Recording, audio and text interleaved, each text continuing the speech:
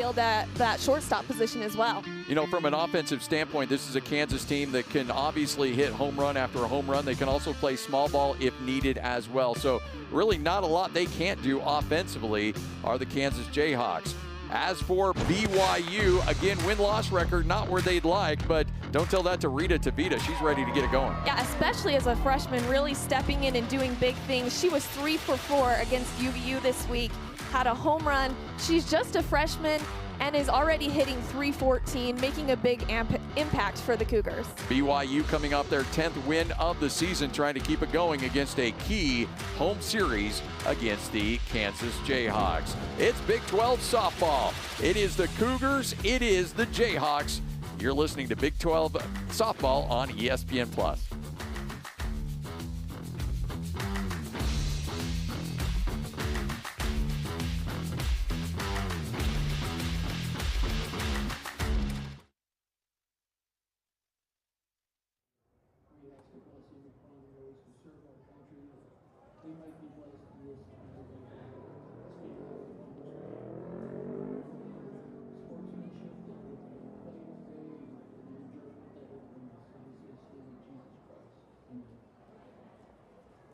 Now, ladies and gentlemen, on the baseball and softball side, we invite you to stand, if you're able, remove your caps, and sing along as we honor America with the national anthem.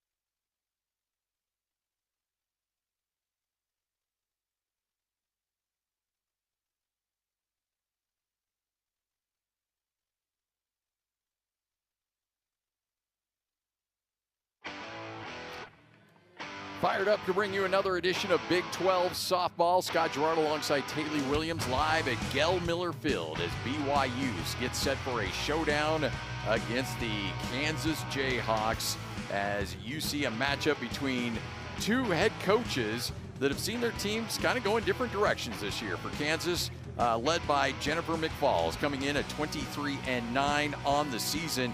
Gordon Eakin leading BYU, just picked up their 10th win and just trying to get things going. As overall, you see Jennifer McFalls with an overall record of 163 and 198. Five-time gold medalist, though, with USA Softball in her 8th year as the head coach of Kansas. As we mentioned, Gordon Eakin, a tremendous career at BYU. 24 seasons with a 66% winning percentage. And honestly, this is all BYU really knows as their softball program, as 91% of their wins have come under Coach Gordon Eakin. Great atmosphere here at BYU as the Cougars set to take the mound in this one. Gianna Mades is set to take the pitch for the BYU Cougars to kick things off. For your Kansas Jayhawks, your starting lineup will essentially look like this. Presley Limbaugh batting leadoff, followed by Ella Boyer, Haley Kripe, Anna Souls, September Flanagan, Campbell Bagshaw, and then Caden Stafford. You'll also see Bailey Amezqua and Ainsley Lindoff round out the starting lineup for the Kansas Jayhawks.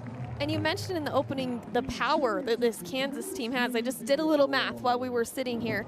And of the girls in the starting lineup for Kansas today, they total 54 home runs altogether on the season. And then just comparing that with BYU, who is very much a home run hitting team themselves. Not as much this year as we've seen in the past, but they have 28. So just kind of put that in perspective for you as we go into this weekend. Just how rare is that kind of power to see at this level from what you've seen Kansas develop? Well, it gets more and more frequent as we go on, but it's still so impressive. And some keys to the game for them are, number one, going to be quality at bats. They focus really hard on less of the result of what's happening of their at bat, and if they can get those quality at bats, which is walks and getting themselves on base, and also their execution. They just want to make sure when they get runners in scoring position, they're getting them across the plate and taking advantage of any opportunity that they get to do that, rather than leaving high numbers of runners left out on base. You know, we talked to Jennifer McFalls earlier in the week, and she mentioned that, yes, the home run element has been a big part of their game so far, but she takes a lot of pride in small ball, in moving runners and getting base runners across home plate. And so when you're able to combo all of that, you become a team that's on fire, and that's certainly where Kansas is right now. Absolutely, and I love when coaches are willing to integrate that small ball, because it really can make something happen for you, especially in a game where it's kind of a pitching duel and you're not really making things happen. You get someone on base and you move them over to second, it can make a huge impact in the game. It's been a great year so far for the Big 12. As you look at the national rankings across the board for Big 12 teams, you've got six teams from this conference already receiving votes, and 4 in the top 25. Obviously anchored by Texas Tech at 31-2 on the season, but followed by Arizona, Oklahoma State, and Arizona State. There's some great softball in this league. Yeah, absolutely, and especially BYU already going up against Arizona and Oklahoma State. I mean, tough series to have to play. But it does nothing but give them that experience and that prep to continue to prepare themselves as they play the rest of that tough conference play they have to deal with. Really, there's no nights off in this conference. And that's the thing that really, as BYU tries to get this thing back on track, they're going to struggle with, because there's really no off nights when it comes to the Big 12. And for Kansas, they're going to continue to get tested night after night after night after night. So this is a fun way to really, as we kick off, as we mentioned, BYU kicking off their first home series in Big 12 play. And the Cougars, again, record-wise not great, but what better way to get things started than a showdown against this Kansas Jayhawk team? Early innings are going to be absolutely important, though. Yeah. First, second, third innings, because Kansas is a team that scores early. BYU wants to try to keep them off the board as long as possible. Absolutely. So you've got BYU squaring off against Kansas, as we will see Gianna Mates, 5'9" junior, 12 games on the season. She's 5-6. ERA is a little higher than she'd like, but again, trying to round into form, as BYU's dealt with so many injuries across the board to their pitching staff. And Mates does a really good job of having a good strikeout to inning pitch ratio. She, coming into this game, has 61 strikeouts in 62 innings of work. That's a really good ratio. Those pitchers shoot for that 1 strikeout at least per inning, and she does a good job of that. So that'll be an interesting matchup, as she'll go toe-to-toe with the Kansas Jayhawks starting lineup coming right out of the gate. As we mentioned, Presley Limbaugh, the center fielder, will be the first batter up to the plate for the Kansas Jayhawks. It's Big 12 softball as BYU gets set for what should be a fun one against the Kansas Jayhawks. Thanks for making us part of your evening, as Presley Limbaugh stepping up to the plate up against the BYU Madres, the BYU pitcher. Kyla Fabella is your catcher for the Cougars, number 7, and we are ready to get this thing underway.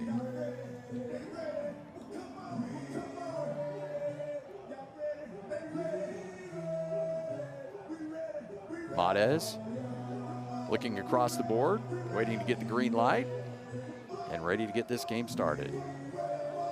And Limbaugh coming into this game with a fantastic batting average, just barely shy of hitting 400 right now. And looking at her stats, I mean, 1 home run on the year, lots of just 4 doubles, just lots of base hits. She does a really good job of being in that leadoff position and getting herself on base. Limbaugh takes a quick step out of the box to reset, as we're waiting the first pitch of this Big 12 showdown between the Cougars and the Jayhawks. Mates delivers, and a strike right out of the gate. And you can see BYU's defense really crashing in on Limbaugh right now. She has some serious speed, 11 for 14 on the bases, and she's kind of coming with that slap approach. Matez, bit outside, 1-1 the count.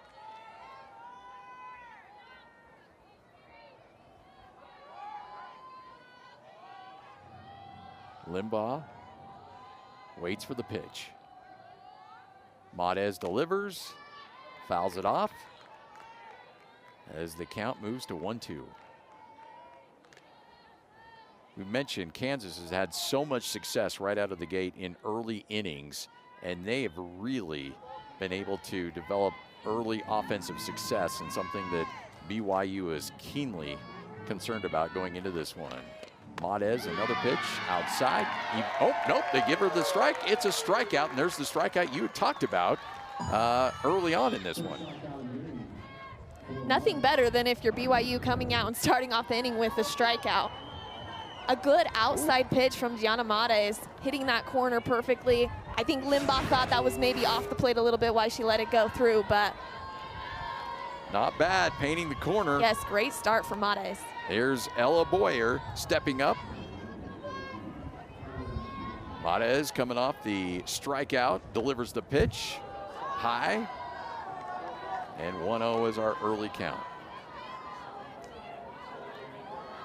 Ella Boyer, the freshman from Spring, Texas, 12 home runs on the season, 42 RBI. And Matez set to deliver the pitch. Unable to paint the corner on that one, moves the count to 2-0.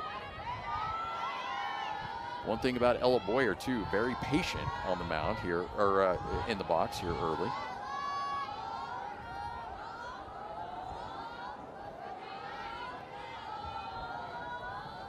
Matez gets the strike on that one, 2-1 the count.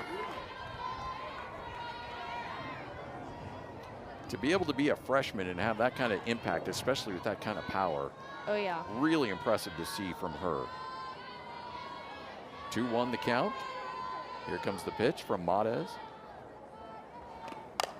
And a high, but short and taken, and there's the out. So 2 up, 2 down so far in the inning for the Kansas Jayhawks, as Boyer unable to really connect on that one, and the fly ball taken by the Cougars. And not a bad hack by Boyer, but Matez doing a good job keeping that ball up high in the zone and just keeping Boyer underneath it enough to get that pop up to the shallow outfield. The senior, Haley Kripe, steps up, where she has 32 RBI on the season, a .380 batting average, and has knocked out 10 home runs on the year.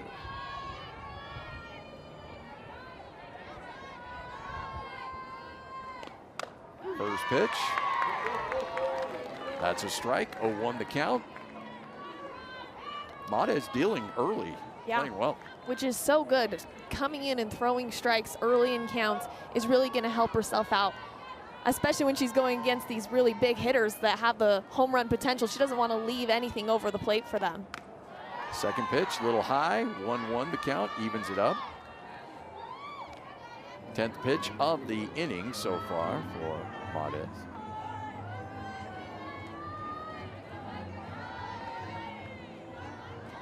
Haley Kripe plays shortstop for the Jayhawks, waiting the pitch. And here it comes. Sends it foul, moves the count to 1-2. 2 up, 2 down so far for the Kansas Jayhawks. 1 strikeout as well as a pop-up. As Kripe looking to retire the side, or excuse me, Matez. Kripe waiting for the pitch. Even at 2-2. Matez, a little high on that one, and here comes. But a smart pitch by her in that 1-2 count. She wants to get her chasing a little bit if she can, but really good discipline by Kripe in the box. And there's the strikeout. 2 strikeouts in the inning for Montes. And the Cougars see Kansas go 3 up and 3 down. No score in this one. The Cougar lineup coming up next.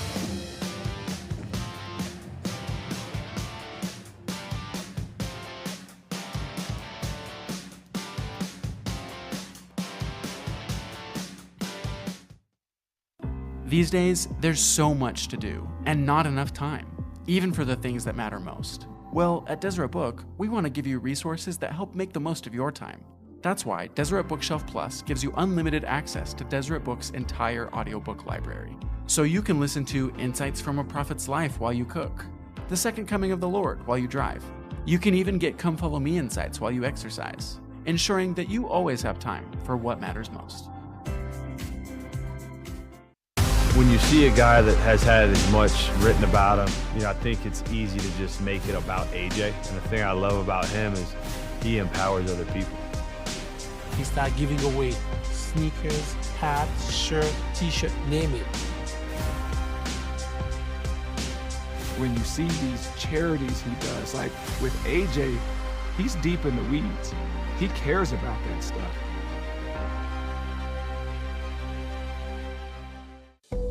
Everything we do at BYU begins and ends with our students in mind. The most important work we do is building our students spiritually and intellectually. Strengthening each student's faith and testimony in Jesus Christ has always been a part of BYU's mission. You've entered to learn, now go forward to serve.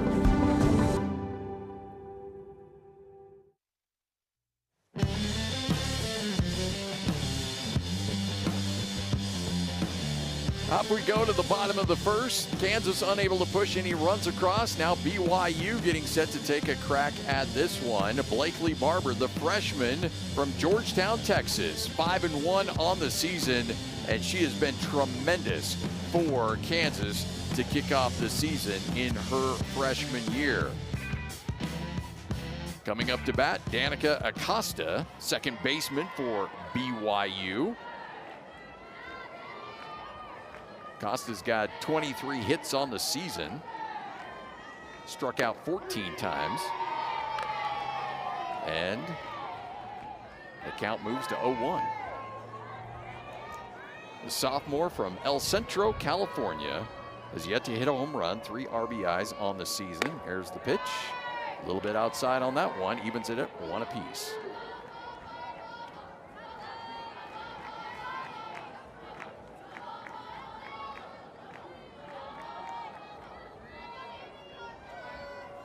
Setting to deliver the pitch. A nice shot to the outside, but it will drift foul past the right field line.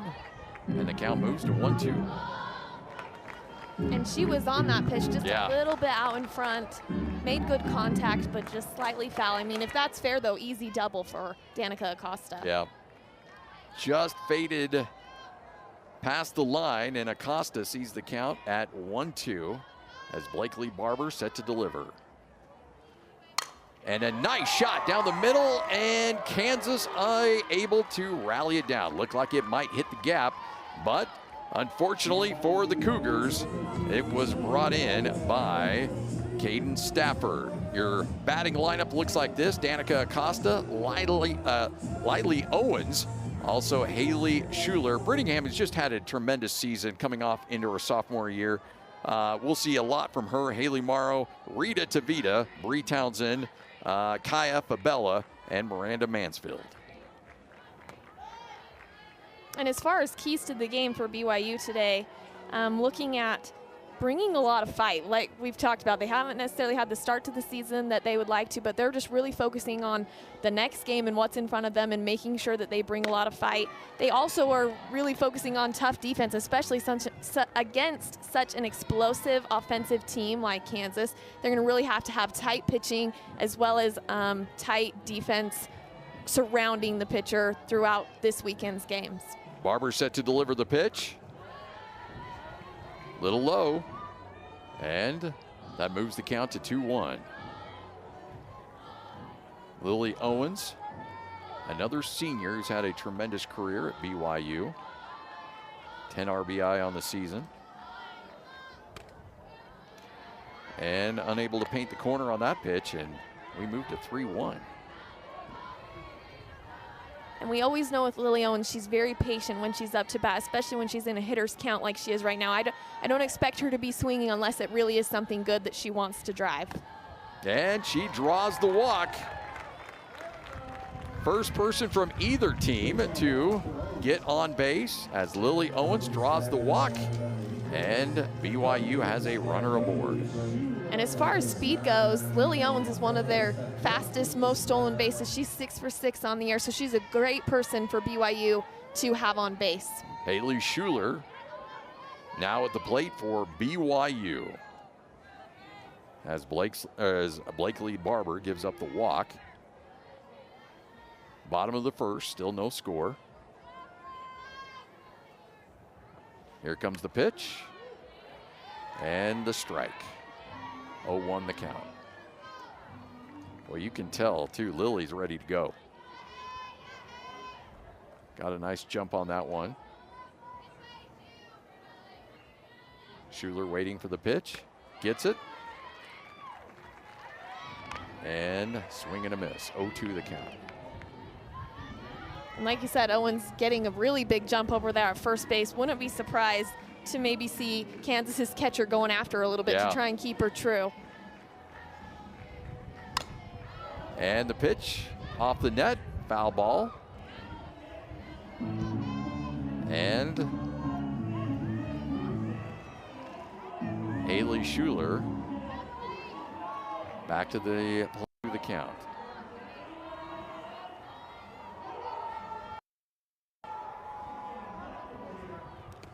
And a one-hop pitch.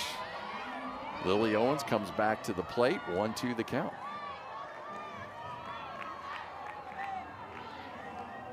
The thing is, you know, BYU really trying to make Blakely Barber work at the stripe. There's an, yeah, you're right. They are trying to keep her honest at first base. Yeah. Count moves to 2-2. And if there is someone on BYU squad they should be the most concerned about, it is her, because she has those most stolen bases and has perfect on her attempts right now as well. Bailey Amezcua is the catcher as the ball fouled off.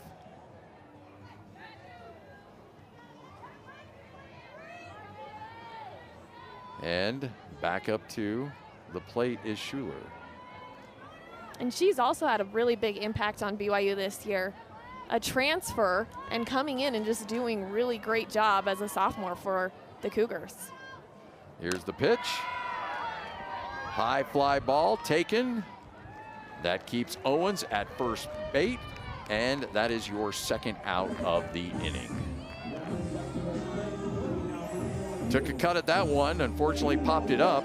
So 2 outs, and that will bring Elo Brittingham to the plate. Center fielder obviously burst onto the scene last year with her play. The sophomore.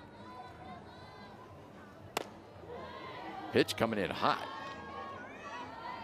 And we know the history of her, and she is just a phenomenal hitter. Not having the same season right now as she was last year, but still any team should be nervous when she's at the plate. She can make such a big difference with just one swing. And the swing, throw to first, and Brittingham is out. Retires the side, no score, as we are done with the first inning. Kansas scoreless, BYU scoreless. We'll go to the second inning next. Big 12 softball on ESPN.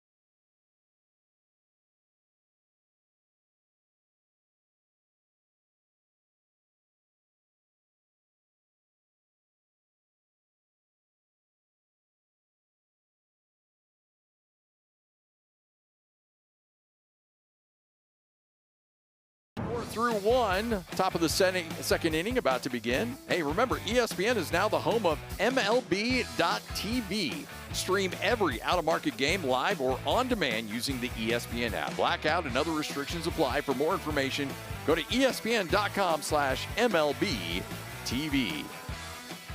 Madres back, ready to deliver. Up to the plate, Anna Souls, first baseman for the Kansas Jayhawks.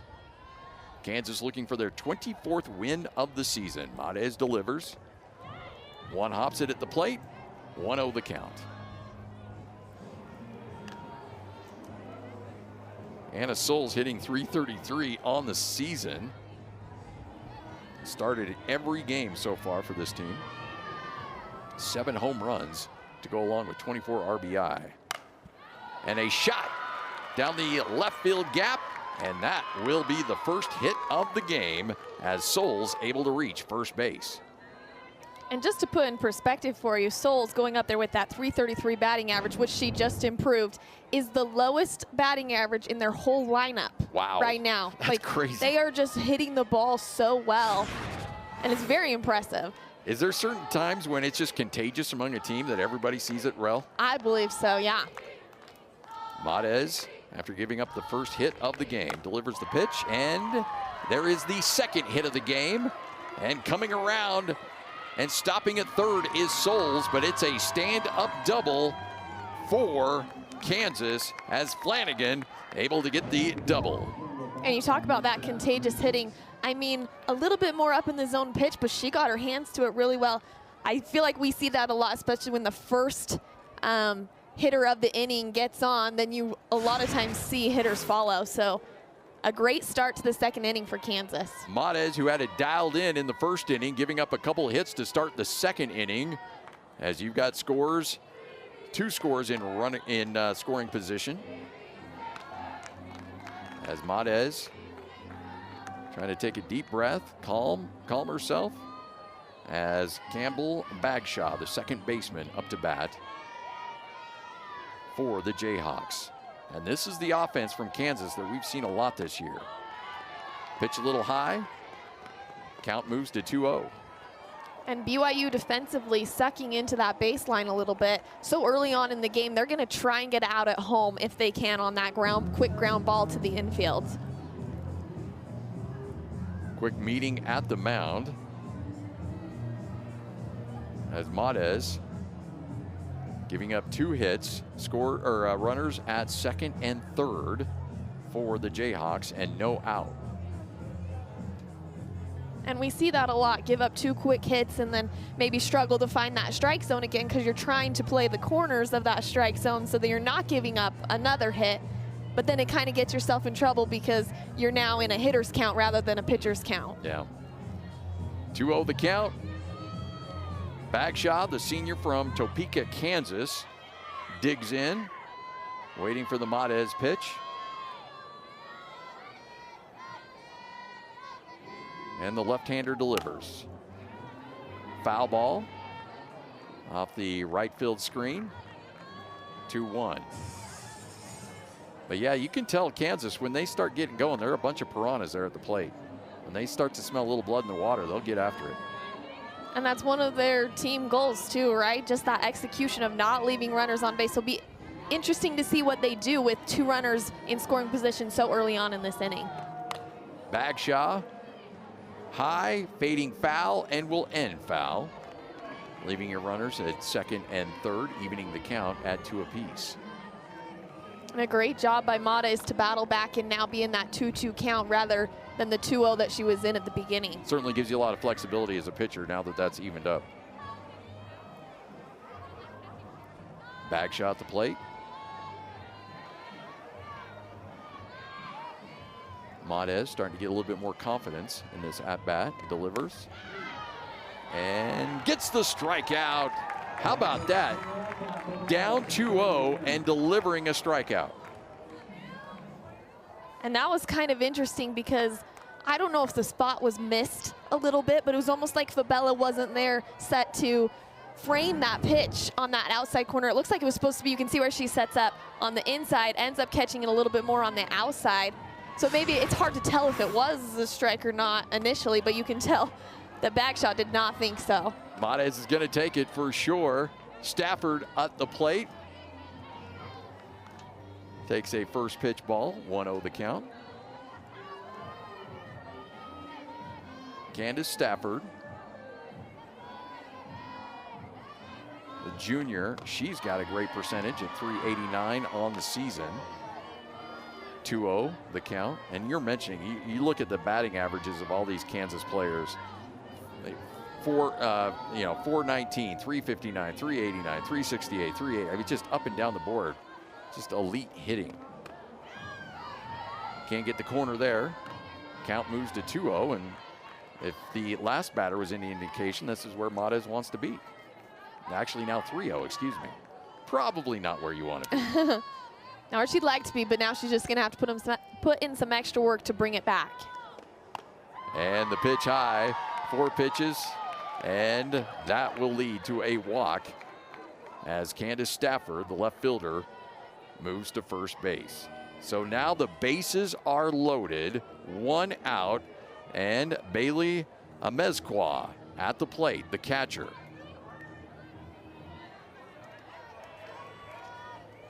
Amezcua, she's hitting .368 on the season, trying to add to that RBI total. 1-0 the count.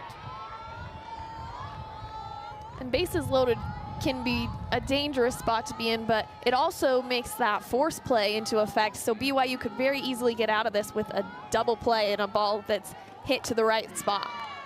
Amezcua takes the strike, 1-1 the count. The sophomore from Missouri. Amezcua coming into this game.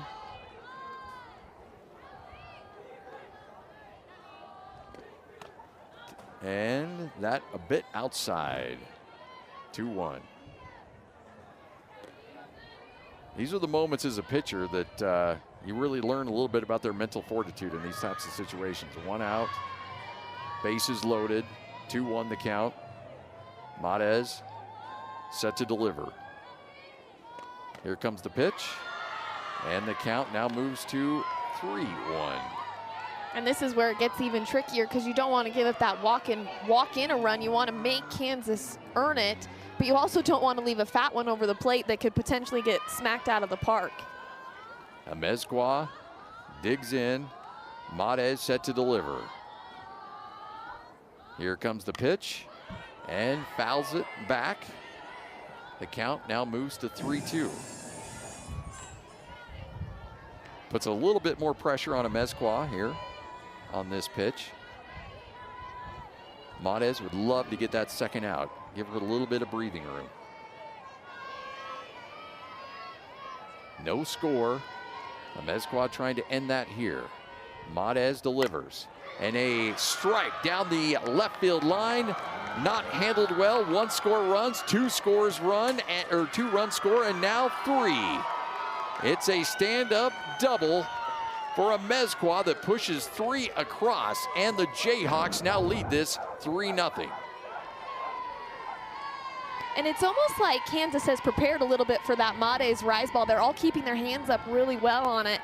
And then unfortunately for BYU, that 1, maybe 2 runs turns into 3 because of the, first of all, base on balls, and then second of all, the little air that gets the ball by Lily Owens out and left. So Lily Owens unable to come away with it cleanly as BYU gives up 3 runs here in the top of the 3rd. 3-0 our score, still 1 out. And a slap shot right back, double play, can't quite deliver. Runner moves to 3rd, but BYU is able to pick up the 2nd out of the inning. As Ainsley Linduff sends a shot right back to Matez. She's able to collect the out, and BYU, though, unable to turn 2. That brings us back to the top of the lineup.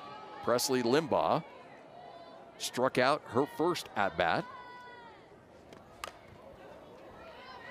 As the ball sails left, and the count moves to 0-1. If you're Matez, you give up 3 runs off that hit. How do you try to get yourself under control, get out of this inning? Make sure you're throwing strikes. There you go. Yep, hitting your spots. That's all you can really do. Hits like that are going to happen. Runs are going to score. She has to rely on her offense a little bit to make sure they're doing their job also. But the only thing you really can do is move forward and just keep hitting those spots. Limbaugh hitting .392 on the season, 12 RBI, 1 home run, and the count is 0-2. Matez, a little outside, count now at 1-2. Matez already 35 pitches thrown here as we are in the top of the second. Kansas has made her work here in the second inning. And a quick shot, and it will be right down the middle. Another hit given up as Limbaugh able to get the shot. And with that, that is the fourth hit of the inning.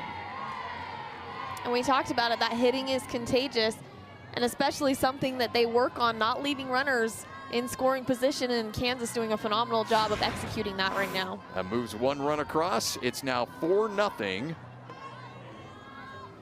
And here comes the pitch, and Matez, and they may have gotten her at second. They do. Stolen base attempt, thrown away by BYU as the Cougars get out of the inning. But the damage done by Kansas. They lead this game 4-0. All 4 hits coming in the top of the second. BYU trying to answer when we come back. This is Big 12 softball. What if your brand could huddle with 65,000 fans at LaVelle Edwards Stadium, or make a buzzer-beating impression in the Marriott Center? When you become a corporate sponsor of BYU Athletics, you're not just advertising, you're aligning with excellence, loyalty, and a fan base that bleeds blue and rallies behind our partners. Whether it's game day signage, digital reach, or unforgettable promotions, BYU puts your business in the starting lineup. Email sponsorship@byu.edu. Put your brand in the game and experience the power of partnership with BYU Athletics. Building a legacy isn't just about winning. It takes drive, commitment, and the will to tackle adversity. Be a part of this proud history with a BYU card from Mountain America Credit Union. I went with my style checking and a debit card. And I have a rewards credit card. Cosmo? He has both. Continue the legacy. Get your BYU debit or credit card exclusively at Mountain America.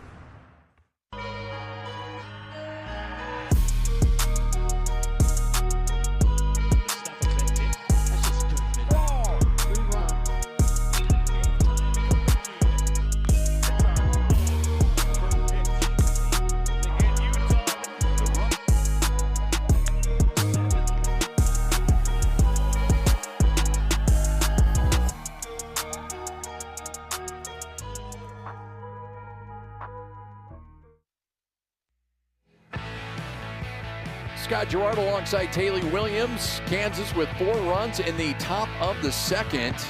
Lead this game 4-0. But tell you what, BYU 30 games on the season. They've only played 5 games in the state of Utah total. They're 4-1 in the state. And again, very few games here at Gail Miller Field. Taylor, you know what it's like as a former softball player here in the state of Utah to not have a lot of opportunities. First pitch, and a nice diving grab made by Kansas as the first out of the inning collected by the Jayhawks. But to start, Lindoff coming up with a big catch here.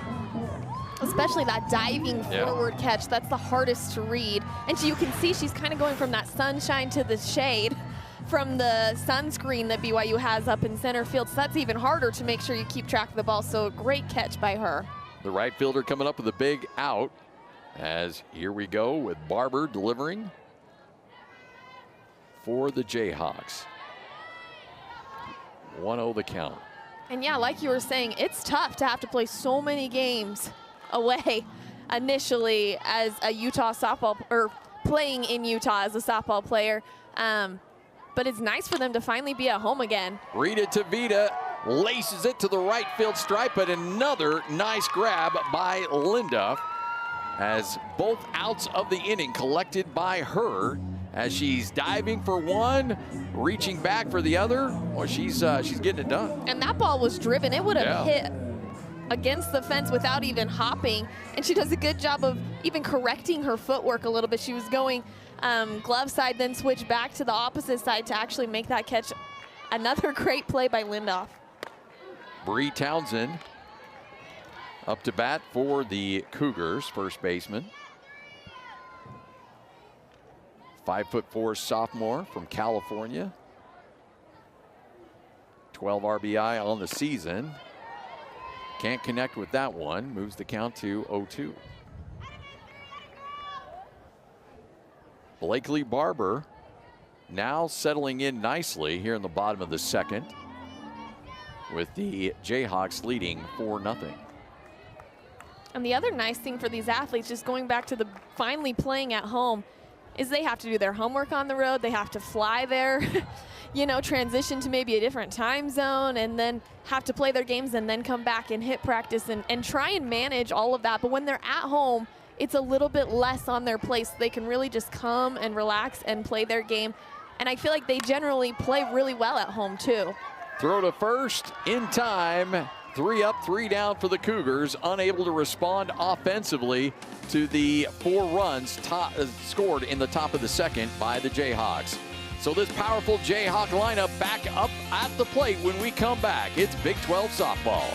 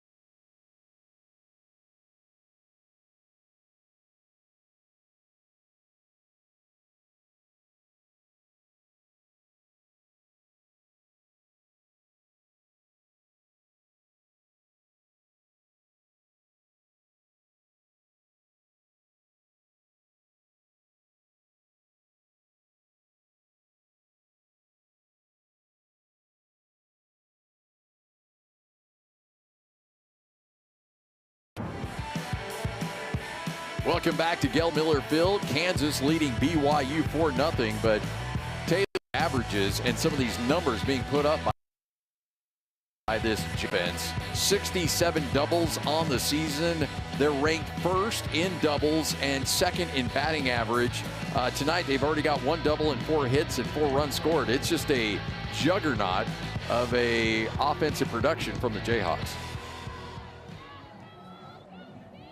BYU trailing Kansas after they were able to score 4 runs in the top of the second. There is the pitch and the swing. Ella Boyer trying to connect on that one. She was looking to send that out in the parking lot somewhere, unable to connect.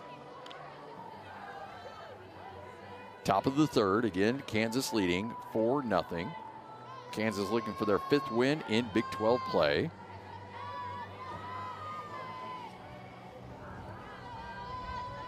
Here comes the pitch. And another swing and a miss by Boyer. Moves the count to 0-2.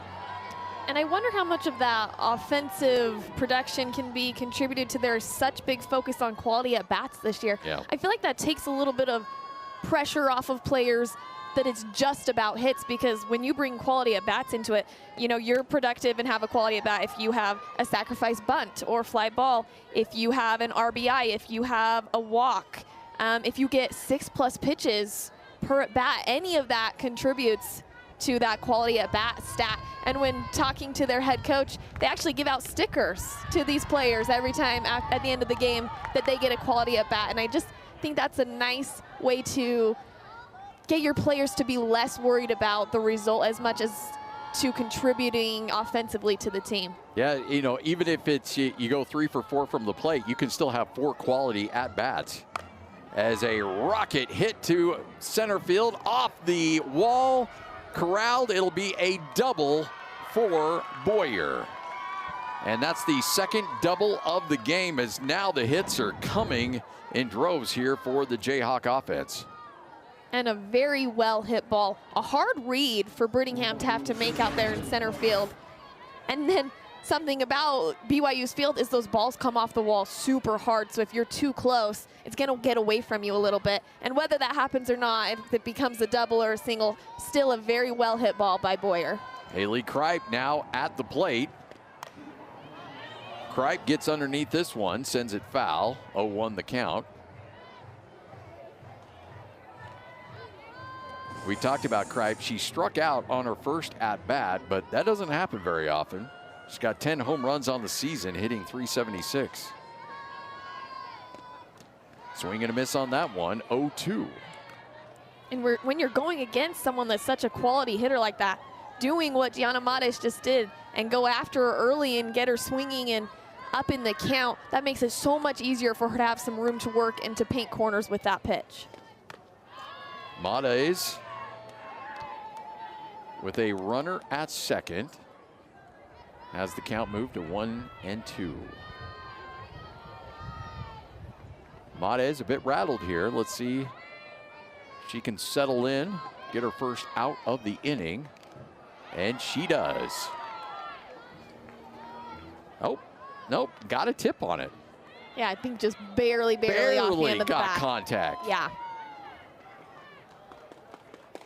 So that allows Haley Kripe to stay in the batter's box. Here comes the pitch, and there's the strikeout.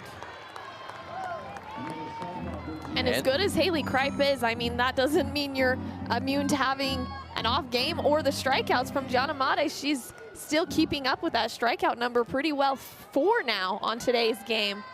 She kind of has her number today. Only the 11th strikeout of the season by Haley Kripe.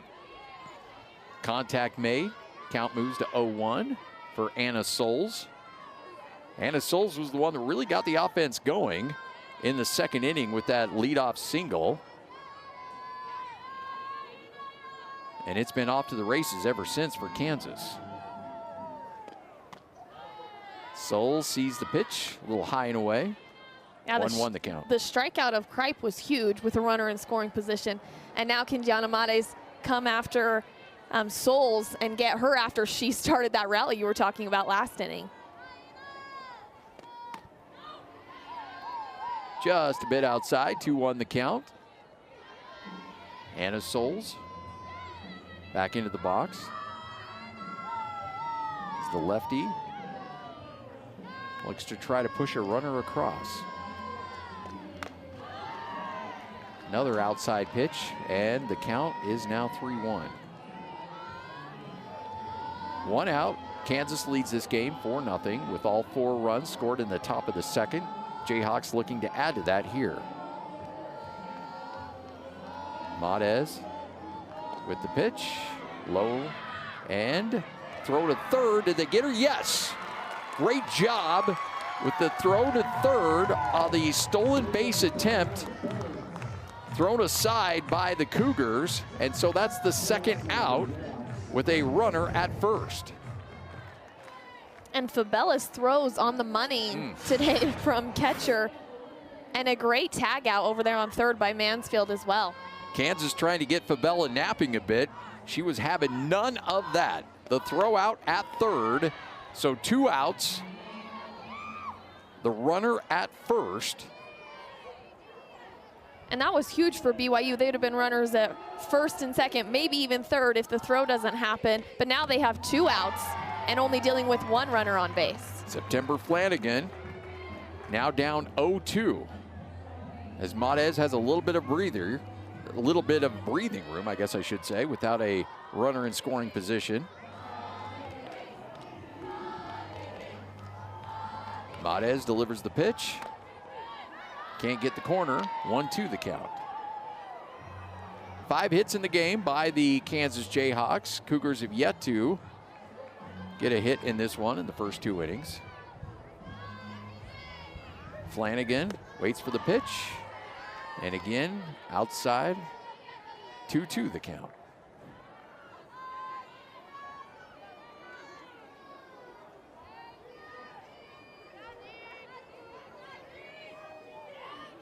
Matez already at 56 on her pitch count. And this one fouled off. 2-2 remains the count.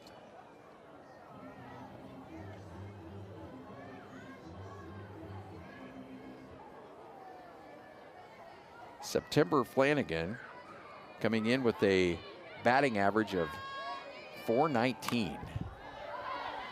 Sends that one foul into the Kansas dugout.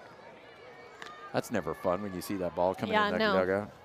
And they used to not even have the screens up in front of the faces Kids of have the it players. easy these days. Yeah, I think my first year here, there wasn't the screens in front of our faces. But then after that, they added those. And actually, it's great because if you're not paying attention, oh man. Got to have your head on a swivel before that screen. Yes. 2-2 the count. Flanagan at the plate. Matez delivers. And the count is now full at 3-2. But I will say, when your teammate hit a home run, when there was no screens there and you could just hop the fence, yes, that was really fun. Don't get to experience that anymore. Dribbler down the third base line, throw to first in time, and Matez gets out of the inning. No score in the third. BYU trailing 4-0 will bring the offense back to the plate when we come back. It's the Jayhawks 4, BYU nothing on, this is Big 12 softball on ESPN.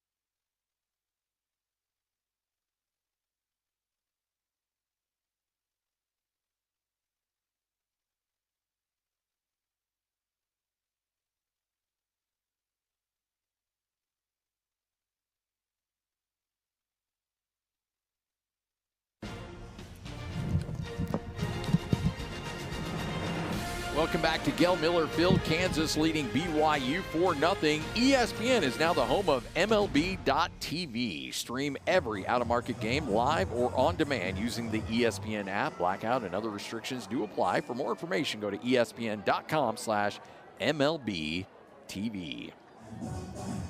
All right, BYU down 4 runs, trying to get the offense going, yet to get a hit in this game. And this Cougar offense, sometimes it's been feast, sometimes it's been famine. They need to get it going here if they want to compete with a high-powered Jayhawk team. Fabella, who's been great behind the plate tonight for the Cougars, at bat, fouls it off. 0-1 the count. The freshman from Fort Worth, talking about her behind the plate though, you know, her instincts, her attention to detail really has been great so far in this game. Here comes the second pitch. As Stafford delivers the pitch.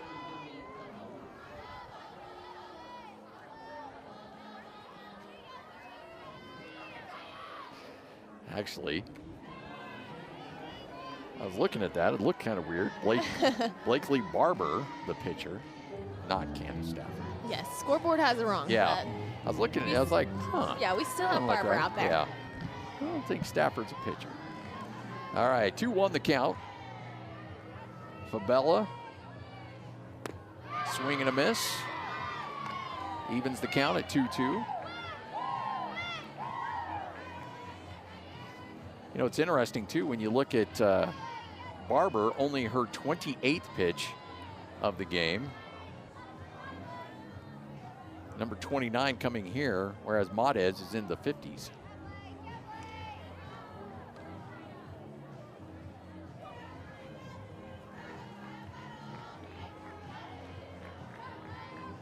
And talking about Fabella, too, she only has 15 at-bats on the season.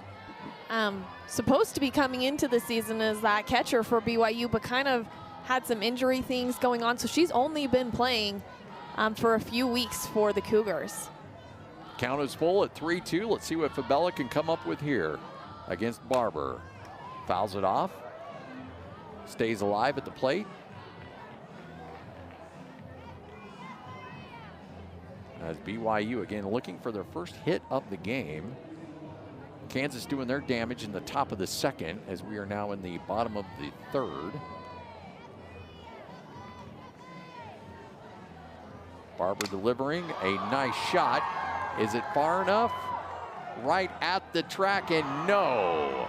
Collected right at the outfield wall, and you can't hit it much better than that and not have it go out. Fabella, yeah, great hands on that. And made great contact, but just barely shy of that center field fence.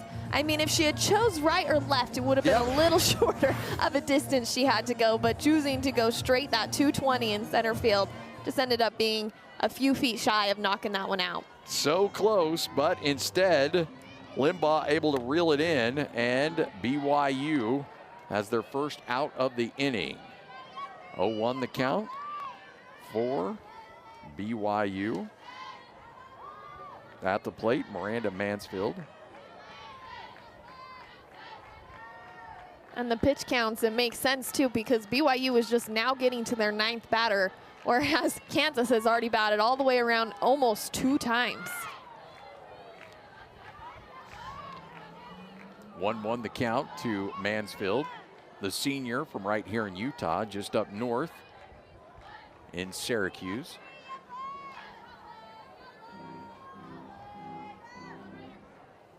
And Barber delivers. Shot, and there's your first hit of the game, delivered by Mansfield. As a hopper just past the third baseman, and that allows BYU to get their first hit of the inning, of the game. Mansfield patiently waiting, able to sneak that one through. And great hands on that. And you know, Kansas has to play tight on someone like Mansfield, but then it makes that reaction time, you have to be even quicker, and you almost wonder if Flanagan could have got a glove on that if she was a few more steps back. Acosta, this could be 2. Throw back to first, not in time, but Mansfield out at second. Acosta gets to first, and we have 2 outs in the first inning. Or excuse me, third inning. So Kansas unable to turn 2, but BYU loses a runner that could have been at scoring position. Lily Owens up to bat. Drew a walk at her first at bat. Count starts 1-0.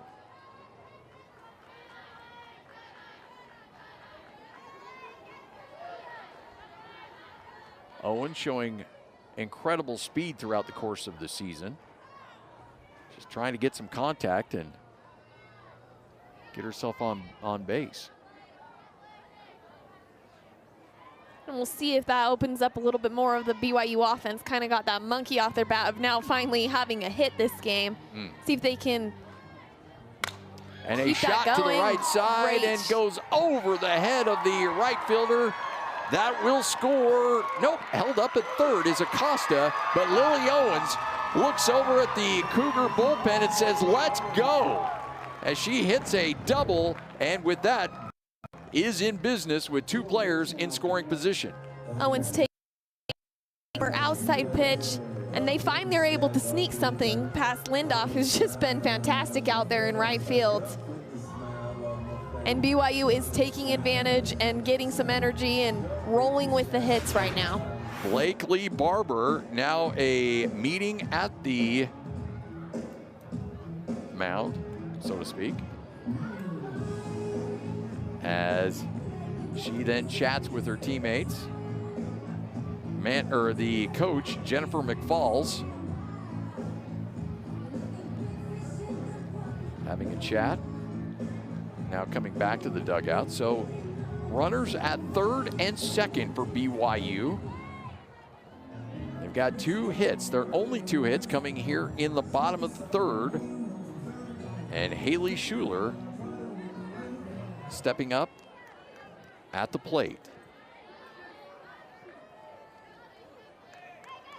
Barber giving up a couple of hits, trying to stop the bleeding, and delivers a first pitch strike.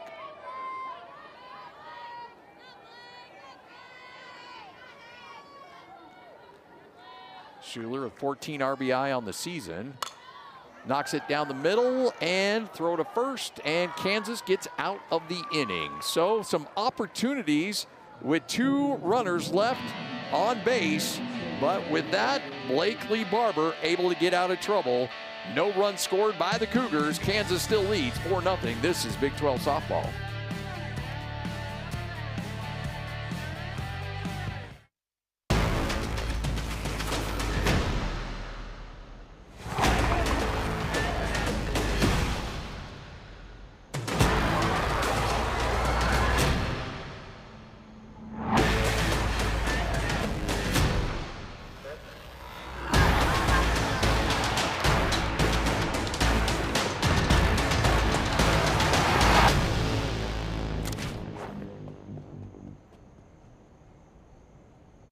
Hi, I'm Carla, founder of Big Billy Turf and the creator of Effortless by Carla. From snowy winters to hot summers, our turf is designed to handle Salt Lake's unique climate. I started this company because I wanted something that was better than what was out there. Turf that actually works for real life, especially for your kids and your pets. My dog Waffles is my toughest critic, and she approves. So if you're ready to stop fighting with your yard, start loving it, Effortless by Carla is only available at Big Billy Turf.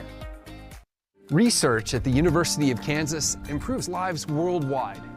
As a leading geology research organization, we do more than just study rocks. My team's world-class data helps farmers operate more efficiently so that they can save money and water. We take to the skies to reveal underground natural resources, and we test well water to ensure that communities can rest easy with each drink. Every day, KU breakthroughs create a stronger, safer world for you. Welcome back to Gail Miller Field. BYU trailing Kansas 4-0. Gordon Eakin, coach of the Cougars, joining us now. And Coach, it felt like even though you weren't able to get some runs across, perhaps those bats are starting to wake up for you. Yeah, I thought for the first 3 innings we've hit the ball pretty well. Most of them have been right at them. I might have cost us a run there on that, not scoring Danica, but I didn't have a crystal ball to know that she would have thrown it to second base instead of the cutoff to go home. In that situation, most of the time you go home, so I didn't want to take us out of a potential big inning. But hindsight, she threw it to second base, and maybe I should have tried to steal a run right there. But we're moving the ball. If we can hold them down, I think we'll make it a game. Appreciate your time, Coach. Thanks for joining us. Okay, thank you. That's Gordon Eakin, coach of the BYU Cougars. Interesting. And the one thing I always like chatting with Coach Eakin about is that he's very transparent. Said, you know what, I probably should have sent her home. And in the call, I thought she was going to be sent home too. Yeah. And like you said, a hindsight 2020. Oh, yeah. You don't know exactly where that throw's going to go. And you don't want to take away that big inning from your team. So Just tough to be the coach. I mean, that's what keeps you up at night. Those kind of decisions, never easy for the coach. And boy, he's been doing it a long time and has seen a lot of great softball here at Gell Miller Field throughout the years. Here comes the pitch by Matez as Bagshaw sees the count, move to 2-0. And quick chat as Fabella comes to chat with Matez. Bagshaw struck out her first at-bat, hitting .354 on the season.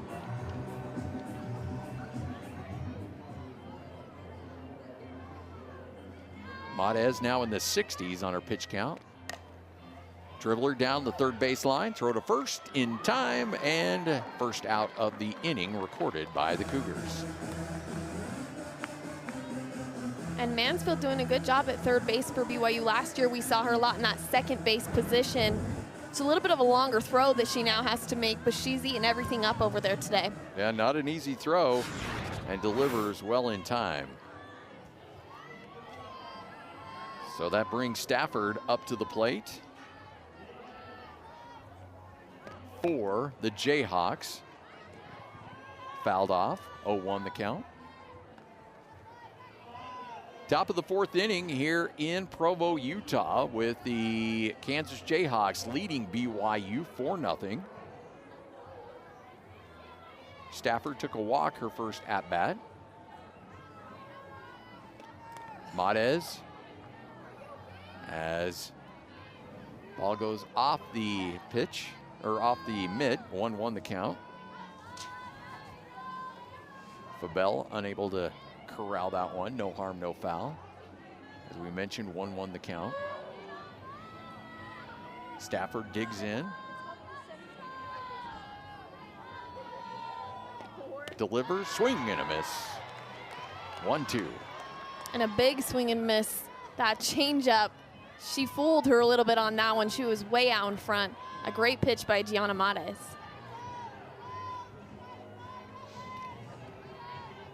So let's see what Matez does. Ahead in the count, 1-2. And high and away, 2-2 the count. Those changeups can make you look silly sometimes. Oh, yeah. And you got her on one, so it's, do you bring it again, or now that you've shown it, do you go to something hard because maybe she's thinking you're going to throw that soft one? Kind of all the things you have to think about when you're going after these hitters. Ball lines up foul. And the count stays at 2-2. That brings Stafford back to the plate. 6 home runs on the season, but 26 RBI. It's a great job moving runners across. And digs in this one, 2-2 the count. Matez with the pitch. And finds the gap right up the middle and will get one.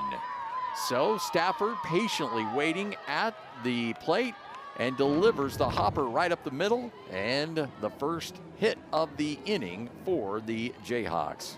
And it was a hopper indeed. Haley Morrow almost able to get a glove on that one. And if she does, she has such good footwork, definitely could have got her feet turned and made a good throw over to first, and we would have had a tight play, but sneaks that one through the middle, a great job. Amezcua, now the hitter for the Jayhawks. Throw to first, trying to keep the runner on us. Stafford gets back in time. Don't hate that at all, though. With a quick throw to try to say, hey, I see you over there. And she has a very accurate throw, too, so then you're not nervous of her throwing down there when you know she has good control. 2-0 the count for Amezcua. Scored 2 runs on a single earlier in the game.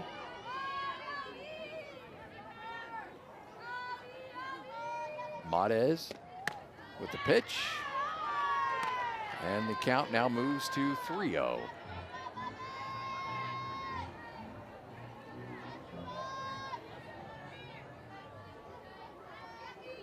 Matez now past the 70 mark on the pitch count. Delivers the pitch, and it's ball 4. And now runners on first and second as Mezcua patiently waiting and rewarded by drawing the walk. And kind of tough on that pitch from here. I thought that painted just the corner. I was surprised to not see it.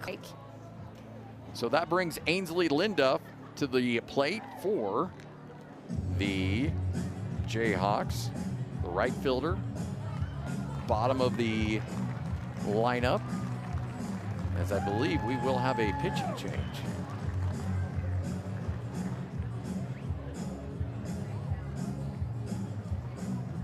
So Matez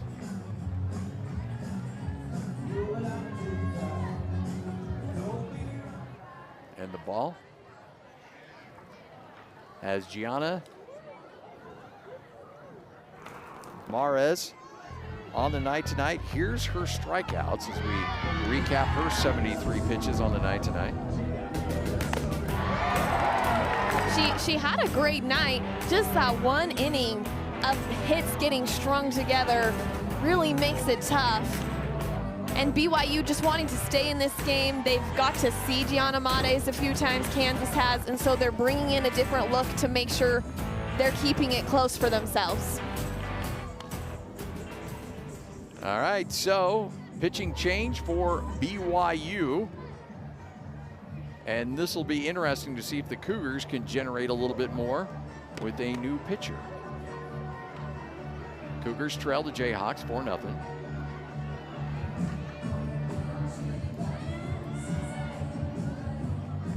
Jada Villegas coming into the game with a ERA of 7.76. As she gets some warm-up pitches in. And trying to just, if nothing else, stem the tide here as Kansas has really seemingly got things moving in the direction they wanted to offensively. And Linduff, who is looking to add to her RBI total with 29 RBI on the season and hitting .376.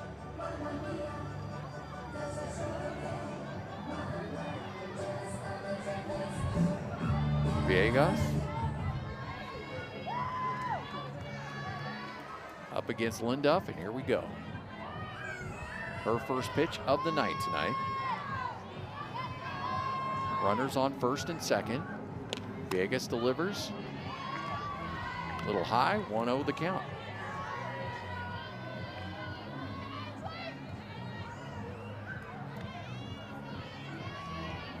Linduff, who's had a great night in the field for Kansas. A diving catch for an out earlier in the game. And then a hard ball to the fence that she had some great footwork on, going back and making a great catch. We should comment on, too, how beautiful of a night. Oh, yeah. A little bit of wind, but nothing, Yes. nothing nearly what it was at the beginning of the game, so that's kind of died out. When it's 60 degrees, that little bit of a breeze feels great. Oh, yeah. 2-0 the count for Linduff. Villegas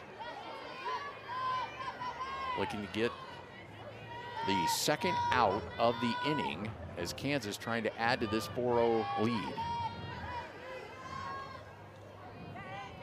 Villegas with the pitch, fouled off. Count now moves to 2-1. See a little bit of the power there with Villegas on that one. And she spins the ball really well, too.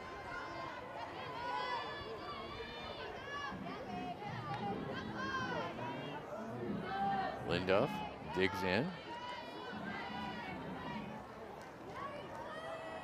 Villegas delivers another pitch, and that is ball 3. So 3-1 the count. Villegas trying not to load the bases with runners on first and second. And only one out so far in the inning. Top of the 4th here at Gell Miller Field. Villegas with the pitch. Fouled off. Count is now full at 3-2. And it's always hard for pitchers. They don't want to feel the pressure, but still there is some pressure when you come in and inherit a couple runners on base. And you don't really have that open first base to work with as you're coming into a game from the bullpen. Villegas set to deliver on a full count. Linduff at the plate. And this will go back to first, gets the second out, advances the runners to third and second, but with 2 outs, that gives Villegas a little bit more to work with. And a smart heads-up play by Haley Morrow, having to come so hard forward to get to the ball to be able to have a play at first. It would have been too close of a ball to try and go second with that, and BYU needs an out right now, so very smart heads-up softball from her. All right, Presley Limbaugh, top of the order for the Jayhawks. 0-1 the count. Limbaugh hovering around that 400 average, 398 on the season.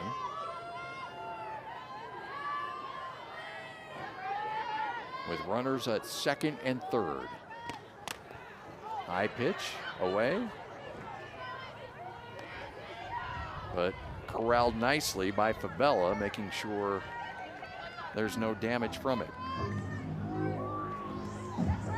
And this is a situation Kansas is huge on. They get those runners in scoring position, and their goal is to execute and to get them across the plate, even with the 2 outs. And they've been good at it thus far in today's game, but now with a little bit of a different pitching look, we'll see what they're able to come up with. Yeah, Jennifer McFalls, when we had a chance to chat with her, the coach of the Kansas Jayhawks, she mentioned that, yeah, you know, a lot of it's been made about the home runs that Kansas has been able to knock around this year. But at the end of the day, her belief as a coach is, let's just have quality at-bats, let's move runners across, let's get them in scoring position, let's get them across the plate. That's ultimately what matters. And I think her team has taken on that identity, especially in this game, where they've been able to advance runners more often than not. So Villegas with a quick meeting.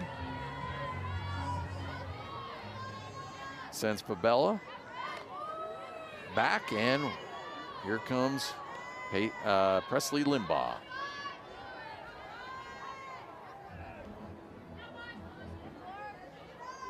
Count even at 1 apiece. And Limbaugh sends it, and it's collected, and that's our 3rd out of the inning. Nice catch by Lily Owens, able to reel that in, and that ends the inning. Some runners at second and third, but ultimately no damage done in that inning by the Jayhawks, who still lead 4-0 over the Cougars of BYU here in Provo, Utah.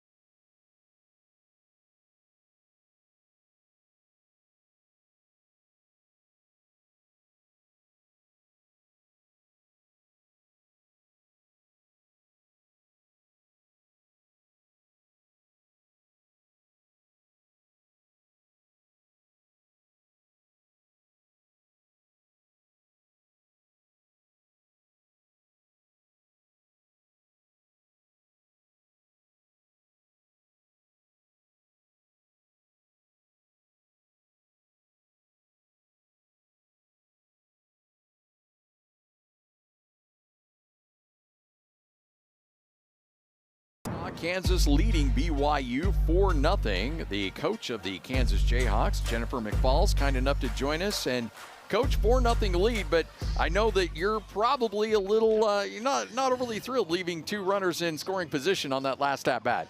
No, I mean, obviously Presley squared it up, and, you know, the left fielder made a great play, but, you know, we're swinging it. We just got to be a little bit more disciplined at the plate. I think we're chasing some pitches out of the zone, and, you know, just got to be a little bit more disciplined. What do you think of your performance from Blakely so far in this one?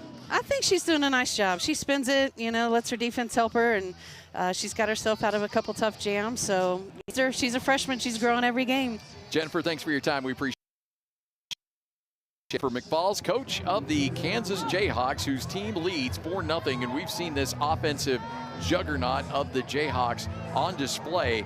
BYU doing everything they can to hold these Jayhawks from scoring more, and there's been a couple opportunities, especially in that that last inning. But BYU able to hold the Jayhawks scoreless, but still down 4-0. And let's see what Blakely Barber has up her sleeve here in the bottom of the 4th. Really had a great conversation with Coach Barber earlier in the week, and just really transparent.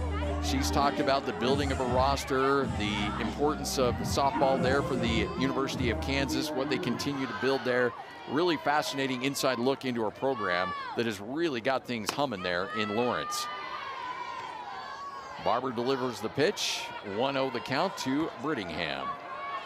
And I like what she said, too, about Barber. She's not necessarily overwhelming these BYU hitters. She's not striking them all out. I don't even think she has a strikeout on the night yet, but she's spinning the ball, making a miss hit the ball, and her defense is working really well out there for her and able to keep BYU at 0. Ilovea Brittingham at the plate, looking for her first hit of the night tonight. Here's the pitch. And fouled off. You know, we talked to Coach Eakin earlier in the week about Elo, and he mentioned that she had the great freshman year, but now the tape's out, and now the book's out on her, and she needs to adjust as teams have adjusted to her, and that's part of the progression of being a young player in the Big 12. One hop the pitch, 3-1 the count. Especially when you have a year like she did last year. I mean, you know teams are looking out for her and scouting her out, and how are we going to attack Brittingham at the plate when she's just such a tough out? And it's hard to come back and perform exactly the same as you did every year because of that. Brittingham just barely makes contact. Easy throw to first by Barber, and there's your first out of the inning here in the bottom of the 4th. That brings Haley Morrow up to the plate against Barber, who's only got 44 pitches thrown on the night tonight, and really increasing that ERA now at boy, just in the low 3s. When you have that, you know you're having yourself a heck of a season. And doing a great job as a freshman too, yes. Especially coming in as a freshman and playing against Big 12 quality softball. These are great hitters that she has to go up against. Morrow with 17 RBI on the season. BYU's threatened a couple times in this game, but just unable to get runners across the plate.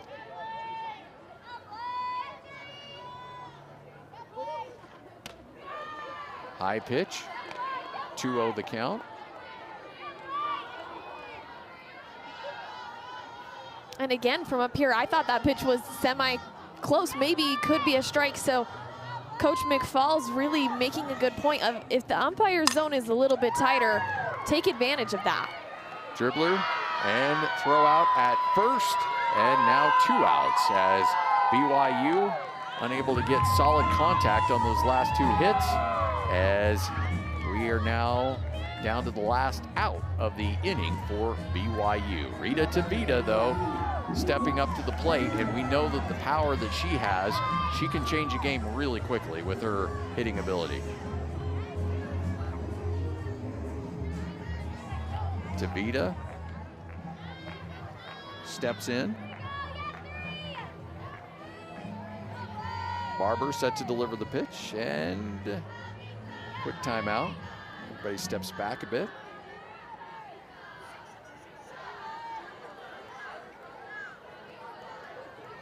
Tavita hitting .308 on the season, a couple of home runs.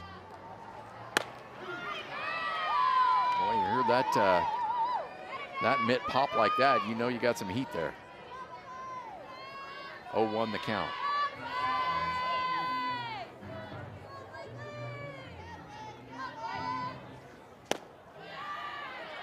Another pitch coming in hot, although. And that's where the strike zone is funny to me, because I feel like that pitch was a hair more over the plate yeah. than the one before it.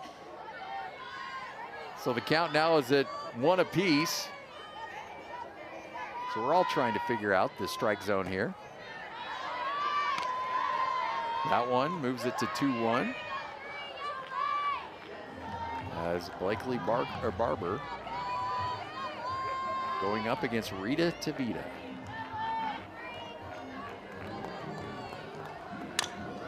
Foul it off. 2-2 the count. Yeah, BYU just trying to generate any kind of offense here. And we talk about how hits get contagious. BYU just unable to really string together and stack a bunch of hits together and try to get some runs across. A lot of that's had to do with Barber, though. She's been excellent tonight. Tries to paint the corner there, can't quite get it done. Moves the count to 3-2. 2 outs. Bottom of the 4th.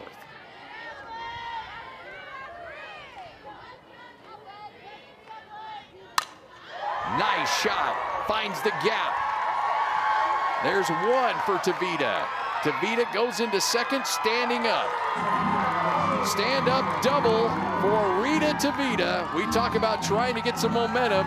Perhaps she can deliver on that hit. And a really good job of driving that outside pitch, finding the gap. Good piece of hitting by Rita Tavita to kind of spark some momentum for BYU. I just feel like it's a little dead over there. They're just, Coach Eakin talks about the fight, that they need to bring their fight to every single game, and hopefully that will spark a little bit of that in them as we're getting to the middle, later end of this ball game. Townsend at the plate. Rita Tavita, after that stand-up double, looked over at her bullpen and flexed and said, let's go. Time to get some juice here for this Cougar offense. 2 outs, bottom of the 4th. Barber delivering the pitch. 1-0 the count.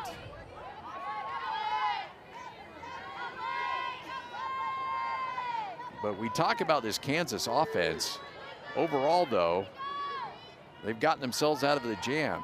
Not just Barber, but the rest of her defense. And this, bobbled and thrown to first. Nope, they got her. Wow. So even though the bobbled ball unable to be collected cleanly, but they throw out at first, and that ends the inning for the Cougars. The score still 4-0, Kansas leading here in Provo.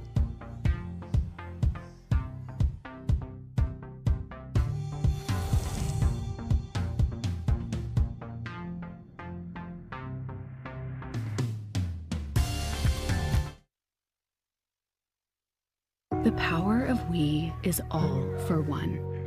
It's all for you. It's always there for you. It completes your circle. It says you've got a team even when you're out there alone. And with Intermountain Health in your circle, you'll always have the care you need to live the healthiest life possible. That's the power of we. Intermountain Health. I'm free running down the field, and I roll over, and I couldn't get up. My teammate hits me in the helmet and goes, come on, get up so we can celebrate. I said, I can't. Sometimes when we get injured, it slows us down, allows us to take in or process life. You can't own the things that aren't your fault, but you can own the things you can control. In the end, what are you gonna do about it? What are you gonna do with it? The choice is yours.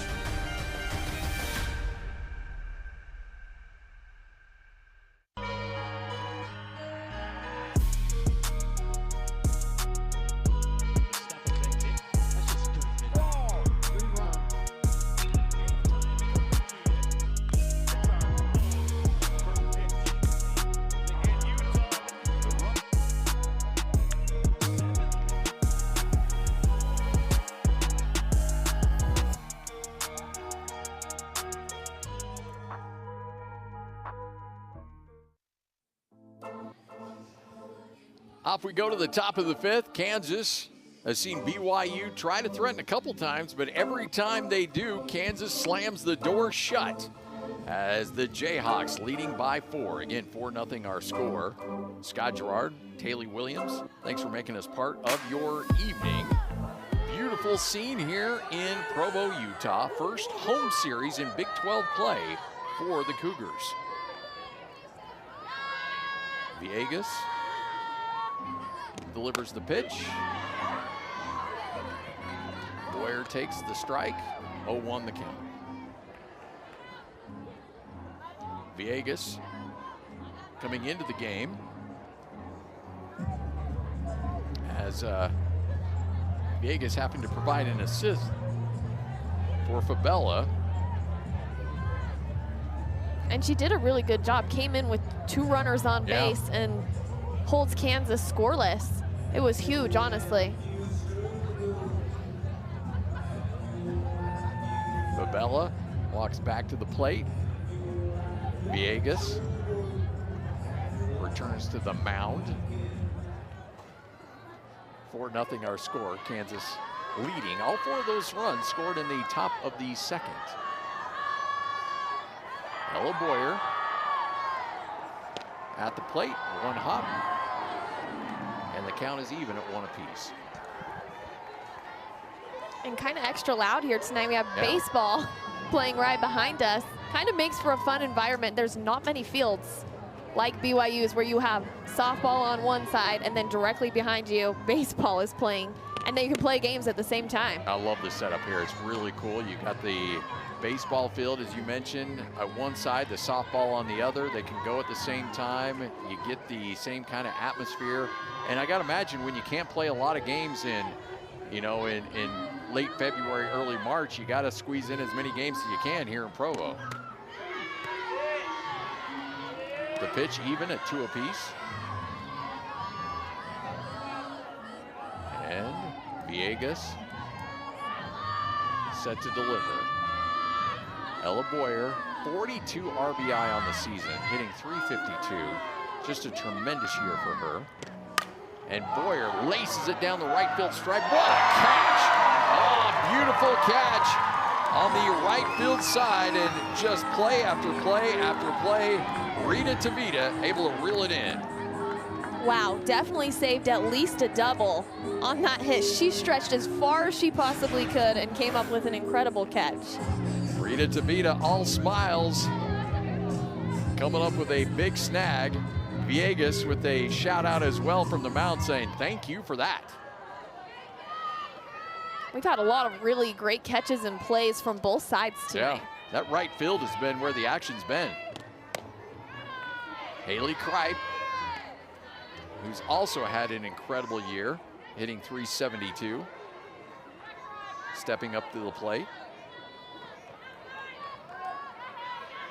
And she's been a little bit quiet tonight, the 2 strikeouts, but now she's facing Jada Villegas instead of Gianna Mates. We'll see what she kind of does with that.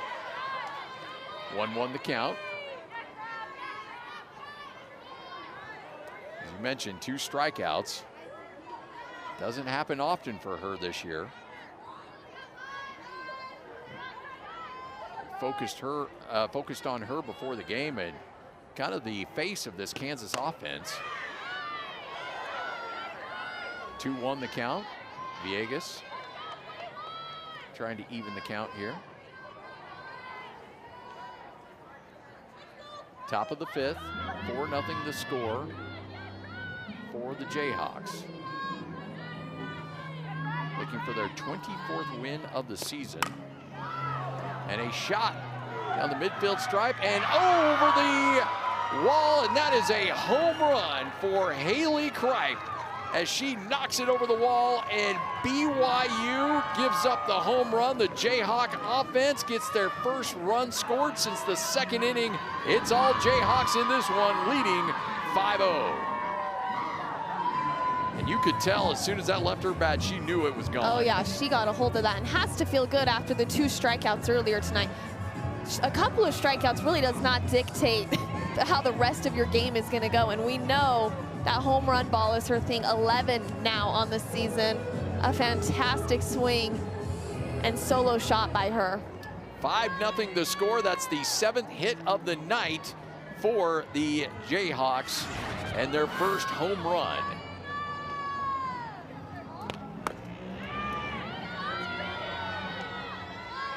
For the Jayhawks, it is Anna Souls. She also has 7 home runs on the season. And that wind actually kind of coming in from center field, you know she got a hold of that even against the wind. Shot down the gap, and Souls able to get to first. Another hit, and it seems like when Kansas gets hits, it's like shopping at Costco, they come in bulk. And that really is the key to offense, if you can string the hits together, because a lot of times 1 or 2 hits an inning, unless they're home runs, are not going to do that much for you. But they do a really good job of when they're going to have a big inning, they take advantage of that. So Villegas giving up a couple hits here in the 5th inning, with Kansas leading 5-0. And Villegas appears to be done for the night. So Villegas, 20 pitches on the night tonight, giving up the run on the home run ball. And now BYU will make a pitching change. It looks like they're going to bring back in Gianna Mares, who started off the game for the Cougars tonight.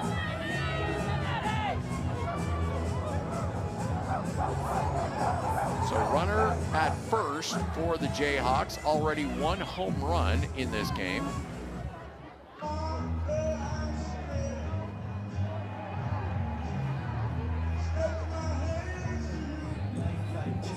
And Mares coming back to the mound.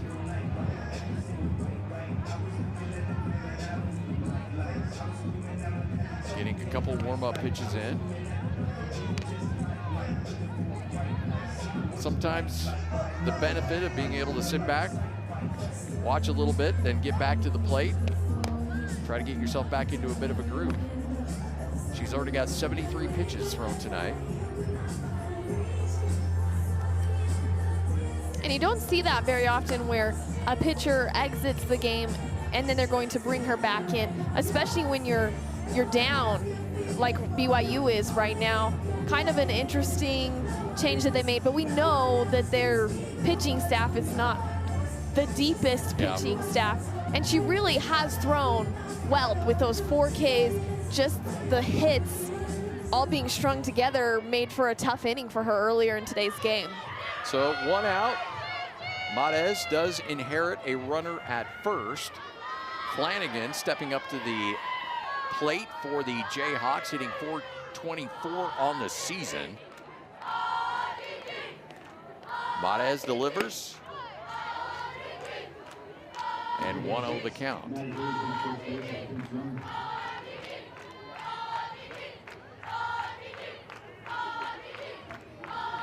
And BYU also having to think of the next 2 games and their pitching staff that they have to work with. I mean, they don't want to show everyone in the first game against Kansas, whereas Kansas has a very large pitching staff. They could very easily go this whole series without having to see pitchers more than when they start the games and have to come in. It's just kind of a totally different pitching staff for both sides. When you tell the story, at least so far, of the BYU softball team this year, the conversation really has to begin with injuries and injuries to the pitching staff.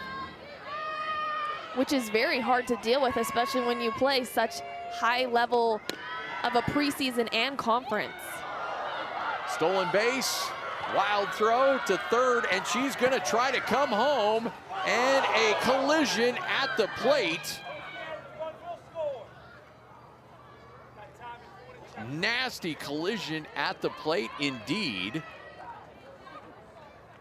And what's the ruling here? I think, run scores. 6-0 is the score. And I think no matter what, obstruction was called by home plate umpire. So whether the ball was caught cleanly, because she actually stopped her from even getting to home base, she's going to be called safe no matter what because of that interference call. Tell you what, good base running as Kansas able to score the run. Nasty collision at home plate. Yeah, that didn't feel good for either side. Fabella does get up and smiles a bit and checks the helmet. And plays like that are so tough because as the catcher, you want to set up right by that home base, but you also cannot be blocking home base before. At home. Umpires are challenging this view. We're looking for malicious contact. This play is under further review. So we're looking at malicious contact. So this will be under review. Fabella still smiling with the catcher's mask on. Kind of interesting. I haven't seen a review for malicious contact. I really think that Fabella was just set up right in front of home, which is hard. You want to be set up by it, but you can't be blocking home plate. Yeah. And you look at I mean, it looks like she's just trying to go head first into home, but I don't know about necessarily malicious contact on that. So interesting is the contact at home plate. Fabella is essentially the recipient of that contact. Yeah. However, you're right, she is blocking the plate.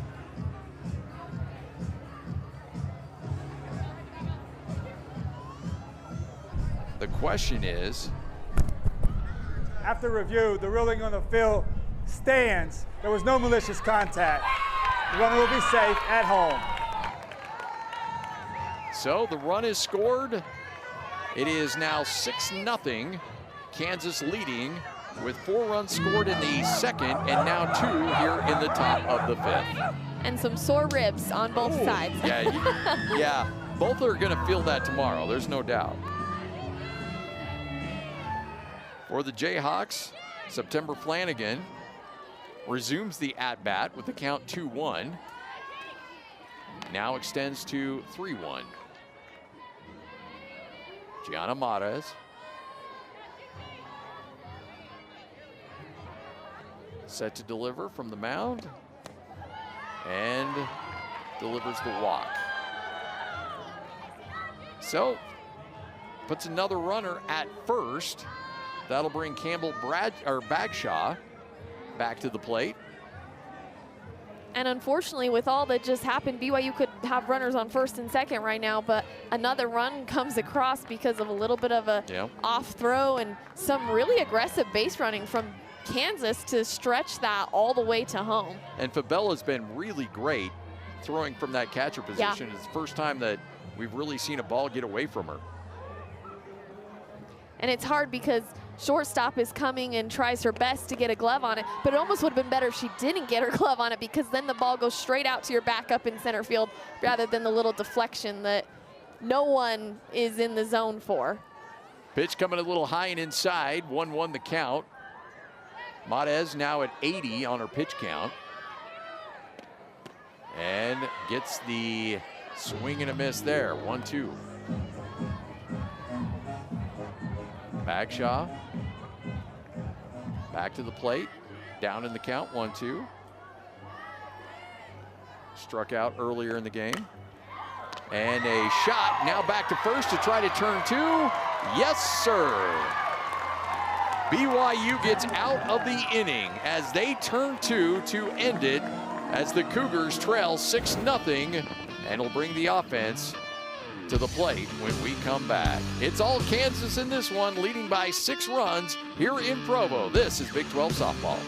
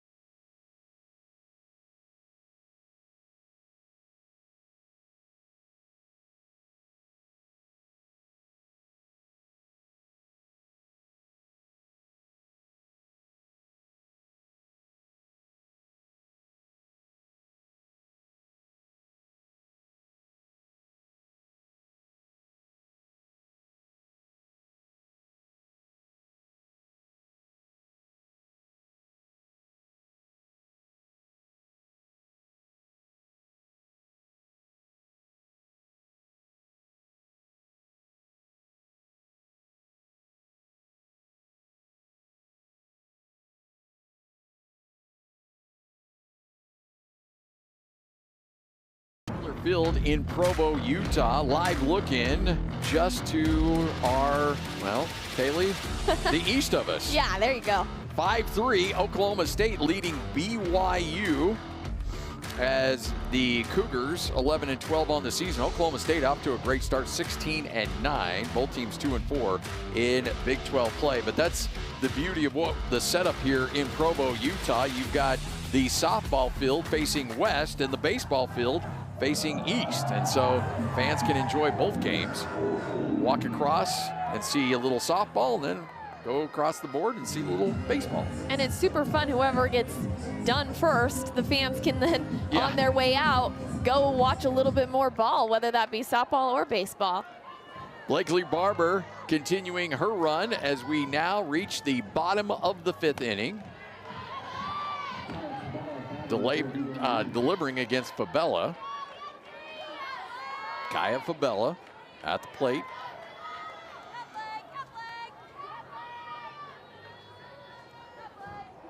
And makes contact, fouls it back. 1-1 the count. And these girls are tough. Fabella out there swinging her bat like she didn't just get in a big run-in at home plate. And they really are. They're tough, and they can take a hit or two, these girls. Here comes the pitch. Count moves to 2-1. You ever part in any of those collisions at home plate? Nothing like that, no. That was a big one. Barber set to deliver to Fabella. Outside, 3-1. As Fabella trying to draw a walk. Barber will have Amezca come and meet her at the mound.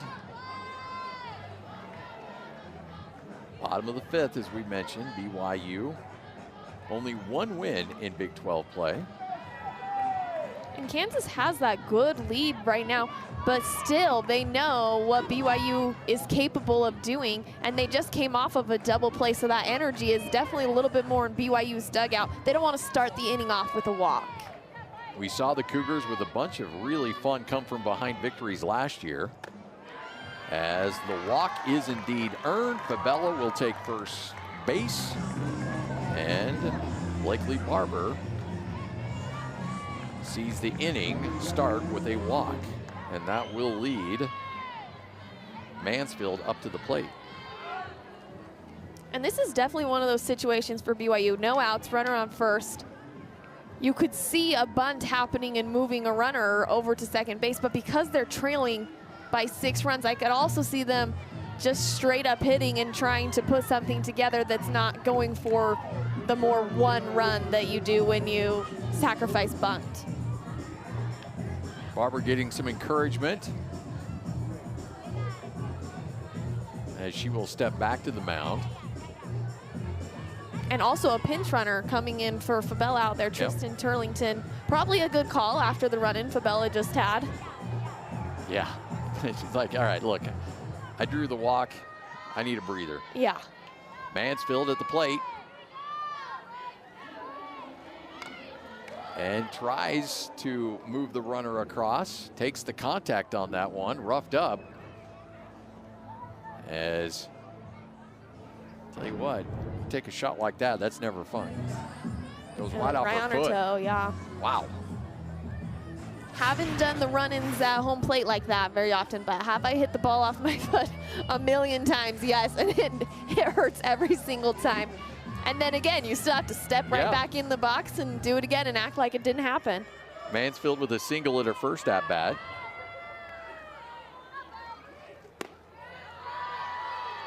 One the count.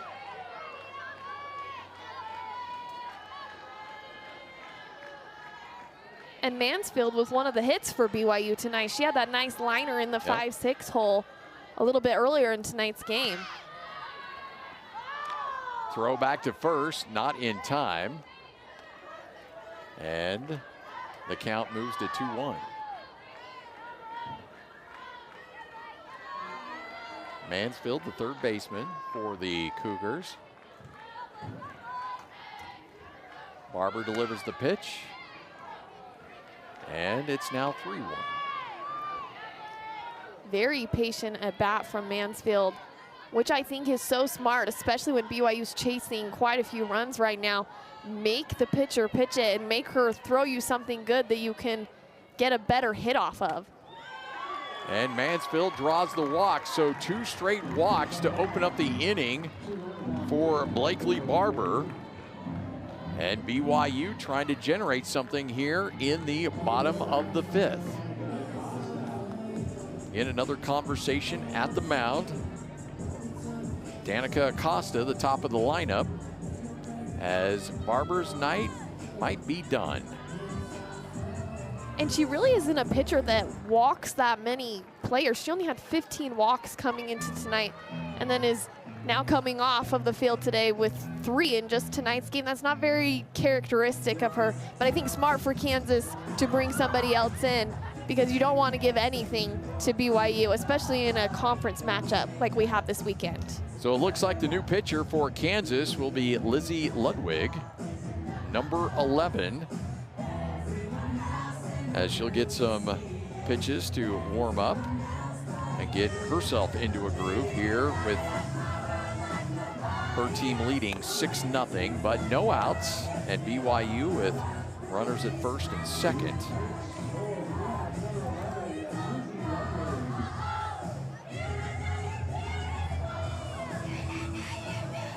These two teams will go back at it tomorrow here, same start time, 6 o'clock, and then a high noon start on Saturday to wrap up the 3-game series here in Provo.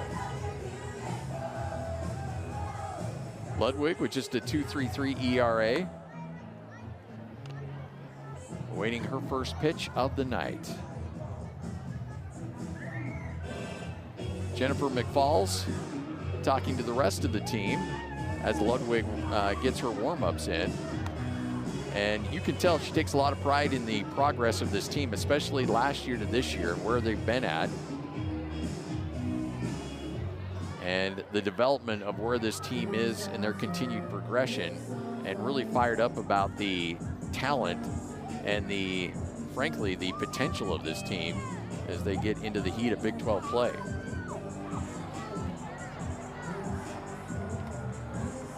So Ludwig, one final chat with her teammates, and we're ready to get going. And going back to Barber just really quickly, I mean, she really did a good job zeroing BYU up until this point, and just giving up those 3 hits. It's almost like a little bit of a shorter leash for her, you know, when she's pitching with a 6-0 lead, but I can totally see where Kansas is coming from of let's switch up the look a little bit and make sure that we're keeping BYU where they're at. Runners at first and second for BYU. Acosta at the plate. Pitch high and outside, 1 the count.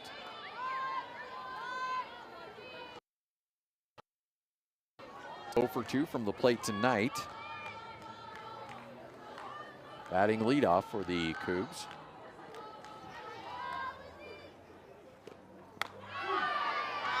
Ludwig gets the strike, 1-2. And I think that pitch was a little bit of an off speed, maybe a changeup. I was going to ask you on that one. Yeah. I was seeing it both ways there. Looks like she has a little bit of that change in speed, which makes pitchers really tough to hit. Foul off, 2-2 the count. Acosta back to the plate. And you mentioned deep pitching staff for Kansas. It is certainly a strength of this team this year. As Ludwig, high and outside on that one, as the count evens up at 2 apiece. And a smart pitch by her, fishing for that corner a little bit on the changeup. You don't want to throw something like that over the plate. You want those hitters chasing that ball.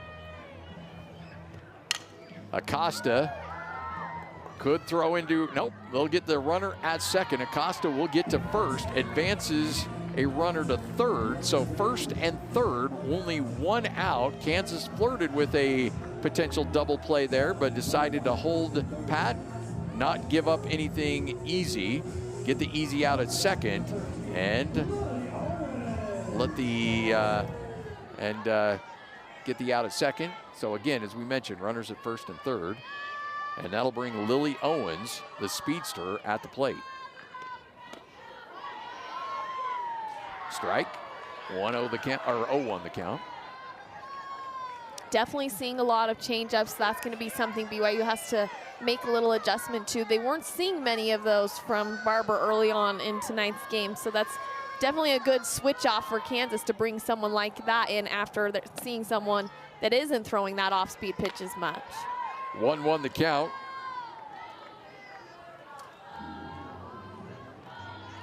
As Lily Owens has a double tonight.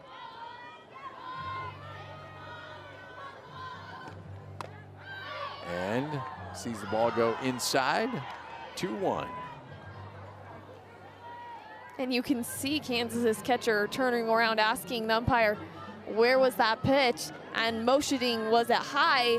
And yes, he did confirm that that was just a little bit up in the zone, because from back here, it looks like it's painting white.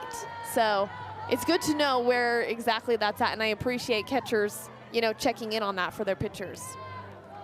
Owens fouls off the pitch. It's 2-2 the count. Couldn't quite hug the line on that one, as the Cougars trying to score their first run of the night tonight. They've got 3 hits, but no runs scored. Kansas 6 runs on 8 hits, including 1 home run. 3-2 the count, full with Lily Owens at the plate. 1 out. Lizzie Ludwig replacing Blakely Barber. And Owens stays alive, 3-2 the count. And best case scenario, if Lily Owens can, hitting something to the right side would be the best thing. She can bring in Tristan Turlington and then avoid kind of getting into that double play possible situation over there at first and second base if she can keep it on the right side of the field. Turlington, the pinch runner for Fabella, who drew the walk. So runners at first and third with Lizzie Ludwig. After Barber gave up 2 walks to start the inning, trying to get Kansas out of this one without giving up a run.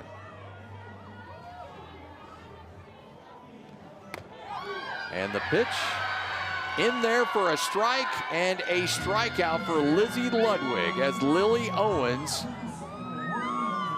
goes back to the dugout. 2 outs. Schuler now at the plate. And still, I feel like that pitch is in that little bit tippity top of the zone that I feel like is maybe sometimes a strike, sometimes not a strike, so I can see why Lily Owens would maybe let that one go. But when you have 2 strikes, also have to be protecting, especially when BYU has scoring position or has a runner in scoring position, and they're really fighting to get runs right now. So Schuler at the plate after the strikeout by Ludwig.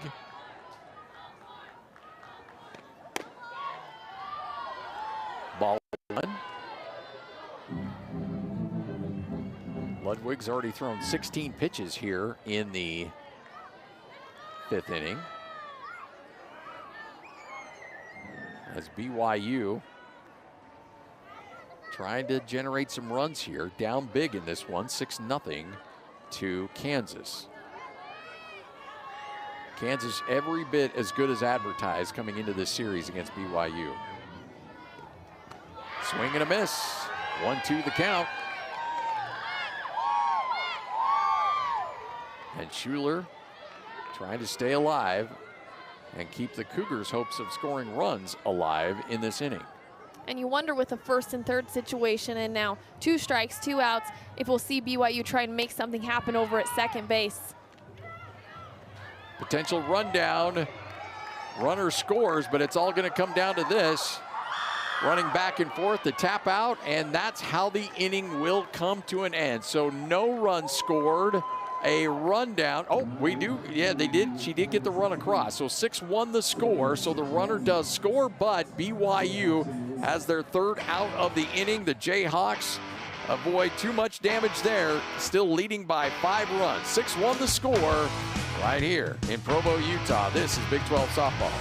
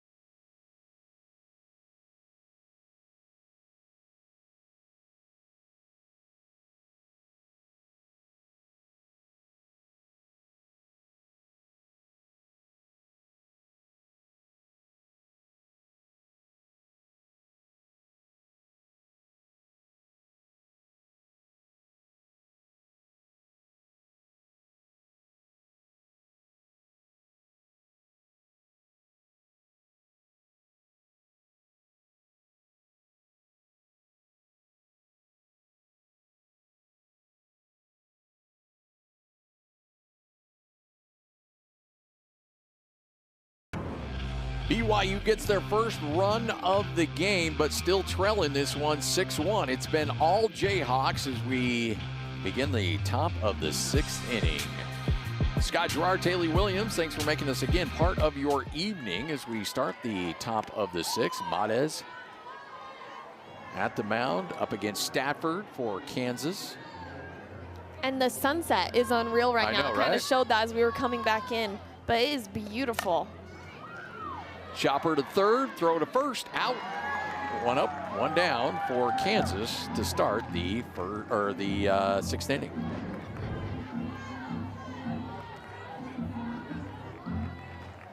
Yeah, another good scoop up by Mansfield. She's having a good, tight evening over there on third base. And nice for BYU to get those quick outs. Yes. With those high pitch counts that Matez has had, it's just, it takes a second to get those outs, it feels like, for BYU tonight. Stafford at the plate for the Jayhawks. She's got herself a single in this game, as well as that drove in a couple runs.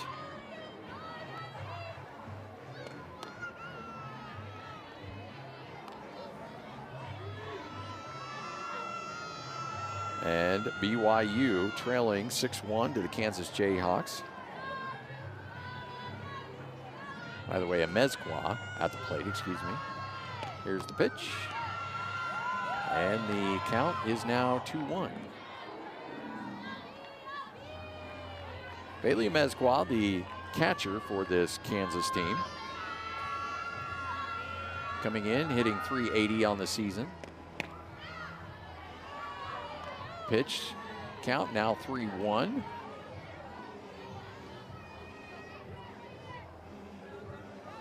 Matez lining up the pitch. And there's the walk. So Amezcua goes to first.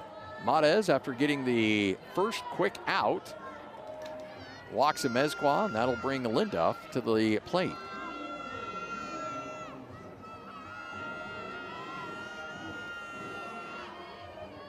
BYU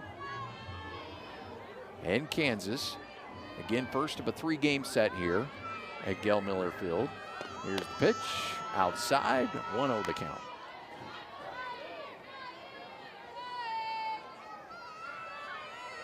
Ainsley Linduff, 6 home runs on the season, has 29 RBI.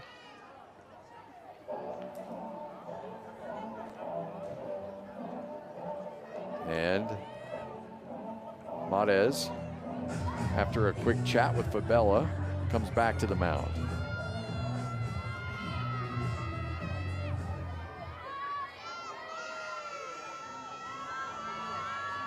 Linduff awaits the pitch. Matez delivers. And the count now moves to 2-0.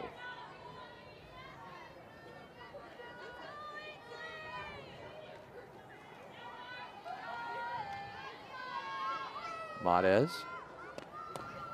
inside, and a stolen base, uncontested, and now a throw to third as it's a wild pitch behind.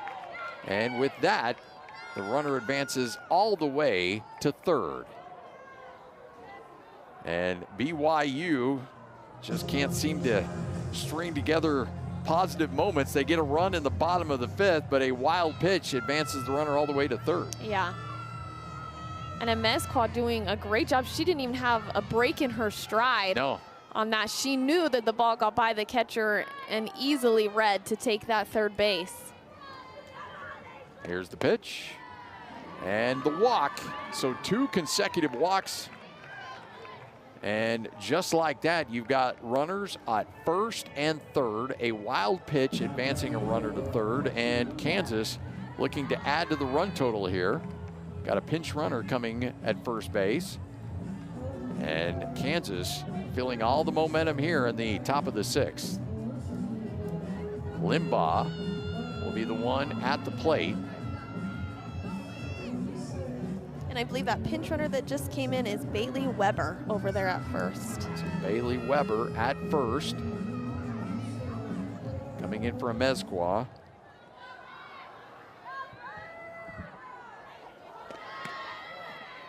Throw to second, stolen base, easily acquired. And now you've got runners at second and third. And now if you're BYU, you're just doing everything you can to try to get out of this inning. And again, their defense is going to be squeezed in a little bit. BYU's trying to avoid the run scoring from third base if they can, rather than trying to stay back a little bit and take the out at 1. Conversation at the Ruling mound. on the field is a runner left on time. However, BYU is challenging this ruling. This player is under further review. All right, so they're saying that the runner may have gotten an early jump if the umpire says it's fine, but BYU wants to review it. And so we'll take a look at the film to see if she got an early jump. And BYU, I will say, and their coaching staff is fantastic at paying attention to those runners, and if they are leaving early. There was countless times that I've seen them get outs from something like that. So always smart of them to challenge, especially she got over there in a hurry. So Bailey Weber is the one that they're going to take a quick look at to see if she got too much of a jump there from first to second. And it's always so close. It's hard to see unless you're like the slow frame by frame of if the ball is still in her hand or if it's out of her hand and if the feet are completely off the base at first. So as of now, it's runners at second and third.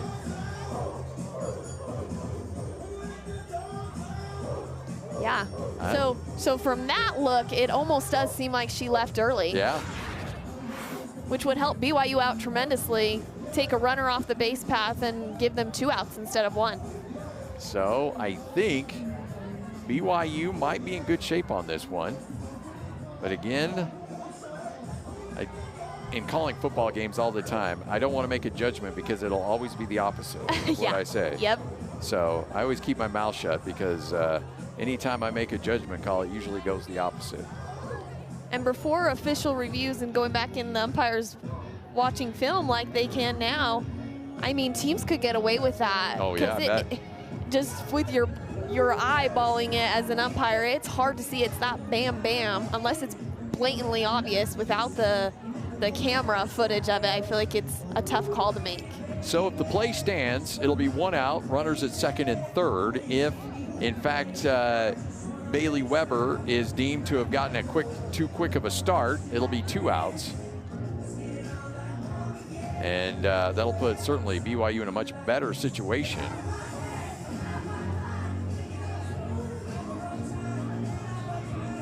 Matez says, hey, let's keep warming up here. Here's another look at it. We'll see what the ruling is. The ruling on the field has changed. The runner from first left early, she would be called out. BYU will have 2 challenges remaining. The count will go back to the original count prior to the pitch. So Bailey Weber, a little too quick on the draw there at first base, and she is ruled out, so now 2 outs.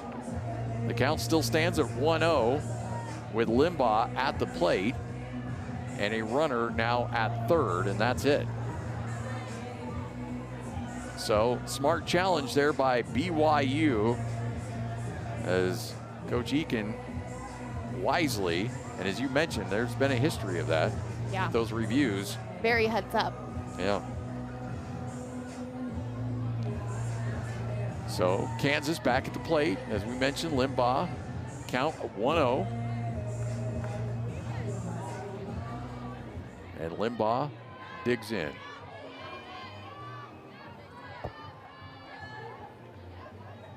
And that was awesome, just watching Coach Eakin walk back into BYU's dugout, and all the players are giving him high fives as he walks back down to the end of the dugout. But I got you. Top of the 6th, our score 6-1. Kansas leading. BYU able to generate a run in the bottom of the 5th, but other than that, it's been all Kansas in this one, including a home run in the 5th inning. Ball fouled away. Count now 0-2.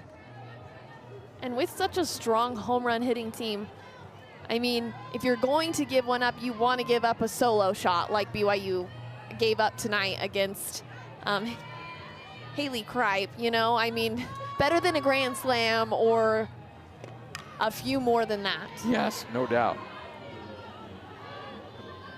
Limbaugh unable to keep that in play. Count remains 0-2. Matez trying to get out of the inning. She's now approaching 100 pitches on the night tonight. This will be number 98.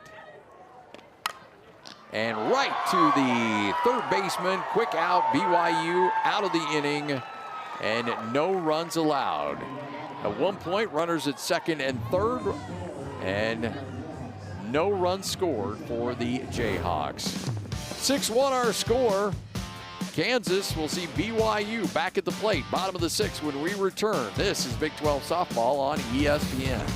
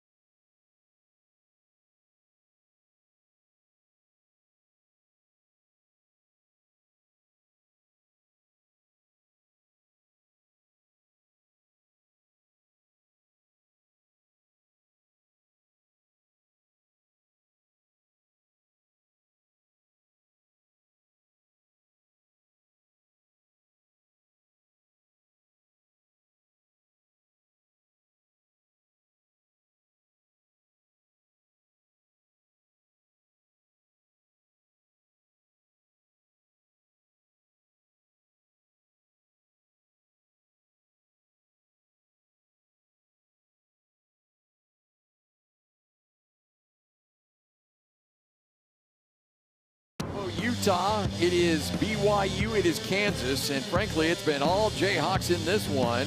Jennifer McFalls sees her team lead this game 6-1, and just every year it seems to get a little bit better, 23-9. Look at that winning percentage for Jennifer McFalls.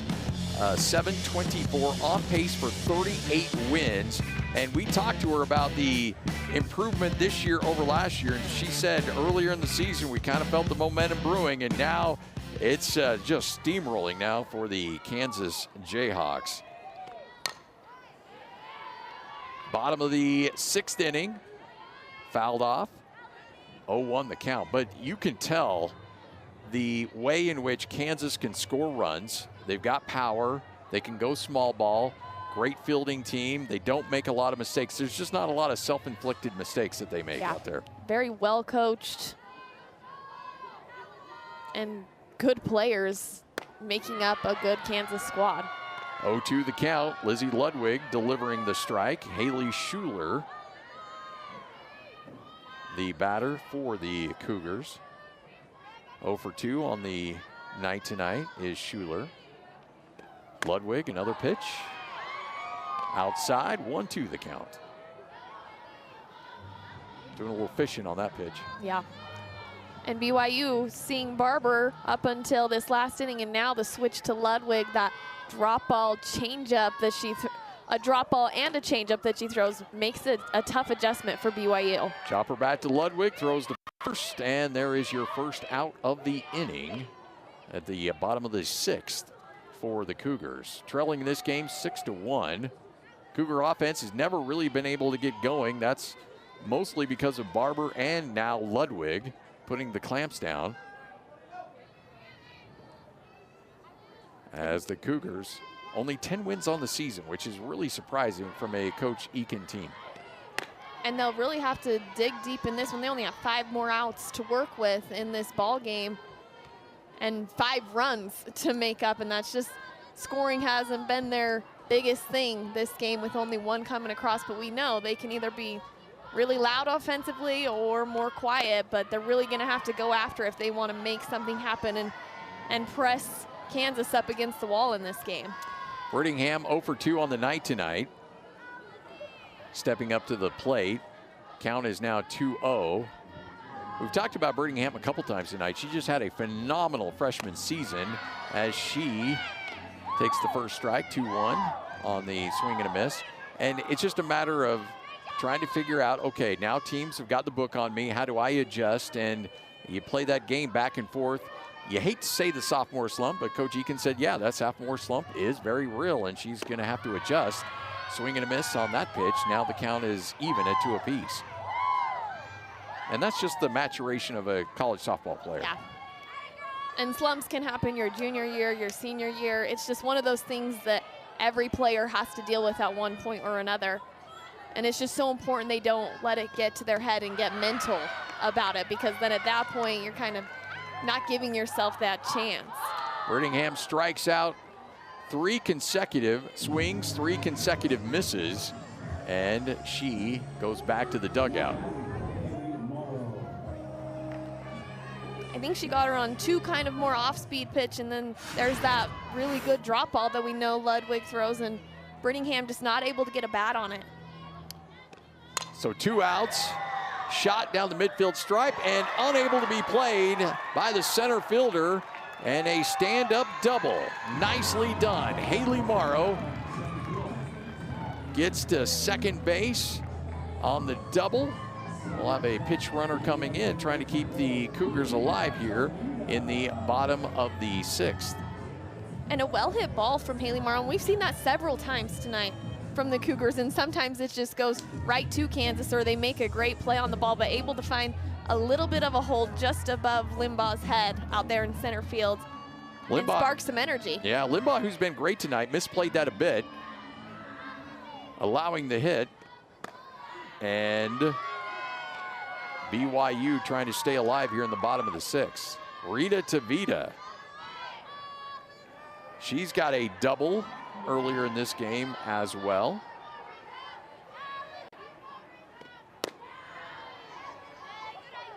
Count moves to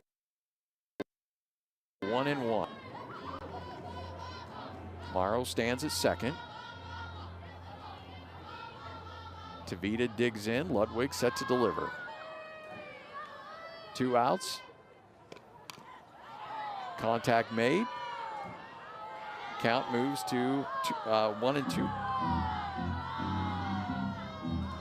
And that foul ball must have just caught inner leg of Mezqua. Yeah, she's not feeling good either. Yeah.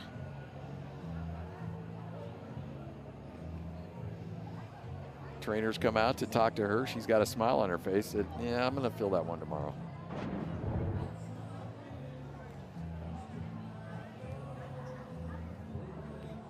Inside of the leg. Yeah.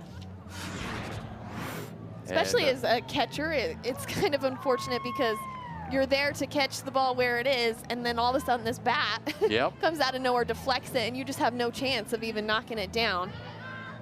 Kind of give up your body a little bit. Oh, yeah. You mentioned the toughness of these players. She shakes it off. Said, no big deal. Let's get back at it. 1-2 the count. And the chopper and misplayed, and that will keep the inning alive for BYU. So runners at first and third, and the Cougars have an opportunity to score some runs. Flanagan misplays that one just a little bit, but a ball like that is also tough because she has to come charging in full speed, and then not only that, but then make an off-footed throw over to first, just because the speed of softball is so quick.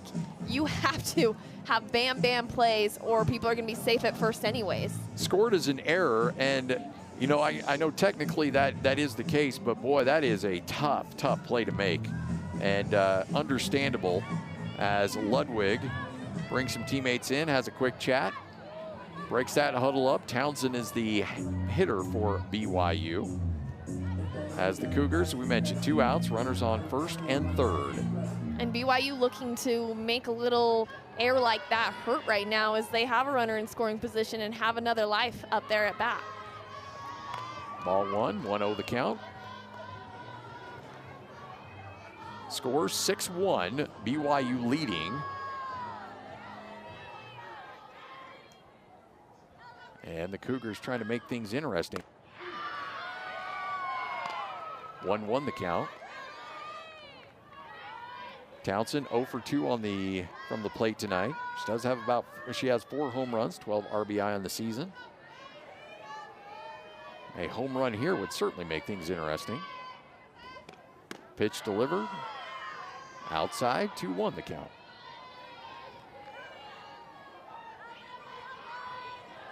And she's a little bit ahead in the count right now. Townsend really should try and be smart as she's up there and make Ludwig throw something really in her zone as she's working to get ahead in the count. Townsend tries to paint the corner. She cannot. Now it's a 3-1 count. And an even better situation for Townsend. Now the mentality is, I'm not swinging unless it's my favorite pitch. And the pitch laced into the midfield stripe, scoring 1 run. Runner stops at second, so BYU, only their 4th hit of the game. Townsend's able to knock in a runner, and our score is now 6-2. She saw that pitch, she liked it. She goes, I can't hold off on that one. And she's able to lace a shot. And perfectly placed too, right in that gap. Runner from third can very easily make it into home. And Kansas just wishing they could take back that play before of that little bit of swinging bunt type situation that didn't go in their favor. Still a commanding lead for Kansas at 6-2, but with runners at first and second and Fabella at the plate, things could get interesting very quickly on a well-placed hit. 2 outs. Bottom of the 6th. Swing and a miss for Fabella. 1-1 the count. Lizzie Ludwig. Runs given up by Kansas in the 5th and now the 6th. Jayhawks trying to end the bleeding there, though. Here comes the pitch. fouled off. And the count now 1-2.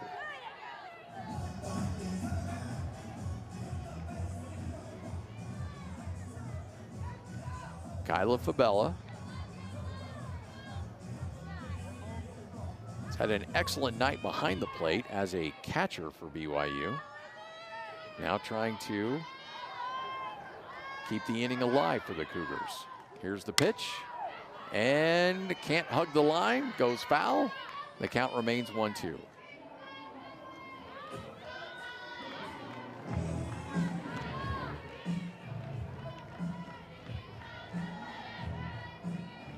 Yeah, Kansas really looking to shut this down right now. I mean, they still have that healthy lead of 6-2, but knowing BYU at their home field, they don't want to give up any more momentum than they already have. Chopper and taken, throw to first, out, and that is how the inning comes to an end.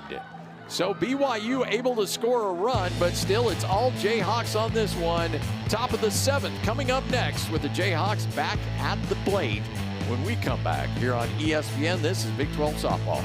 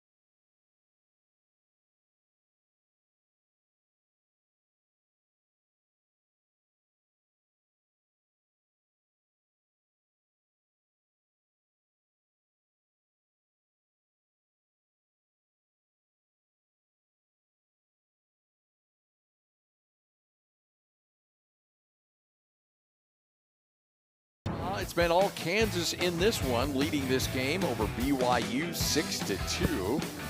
Kansas looking for their 25th win of the season. It's just been a tremendous start for the Jayhawks, and this thing really started to break open in the top of the 2nd inning, and that is when Kansas was able to really do the damage with 4 runs scored in that top of the 2nd, and it's been pretty much all Kansas ever since in that one. Comes the Cougars, and Matez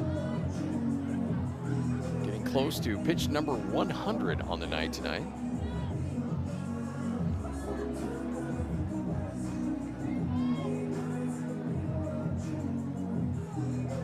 Stepping up to the mound and up against Ella Boyer.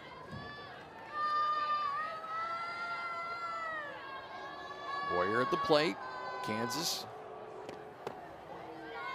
sees Boyer take a first pitch ball. Ball 1, 1-0 the count.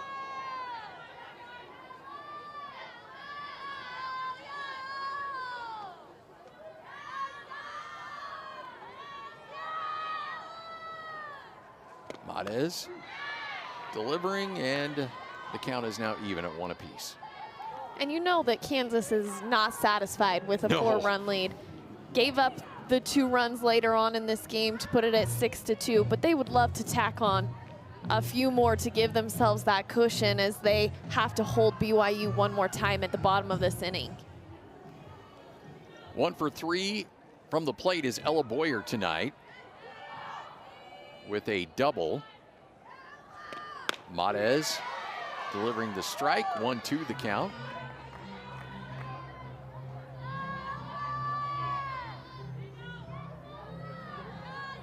As the Cougars trying to get to the bottom of the 7th with a chance to cut into this lead. But as we mentioned, so far it's been all Kansas in this one. Fouled back. Count remains 1-2.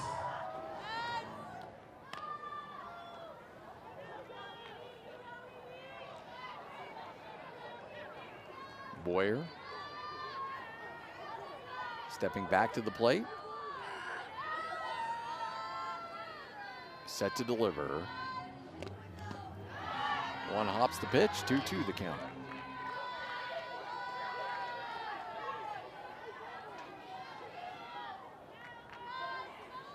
We mentioned earlier in the broadcast as Boyer steps back to the plate, waiting the Matez pitch. Swing and a miss, and a strikeout for Matez.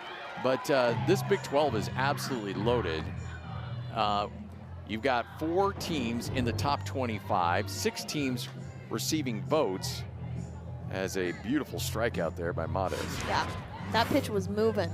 She had some good spin on it. You could tell it wasn't as hot as it normally comes in because it was spinning quite a bit more. So 1 down in the top of the 7th.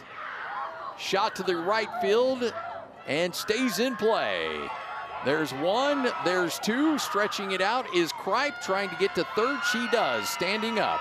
A triple for Haley Kripe, who has had herself a night at the plate for the Kansas Jayhawks. And I'm sure that felt good for Kripe, especially her first 2 at-bats going against Matez and ending up with strikeouts, but then to come with a stand-up triple to that right field wall and the home run, obviously, earlier off of Vegas. She's ending the night better than she started it, that's for sure. So 2 strikeouts, then a home run and a triple. Here comes the pitch. 0-1 the count.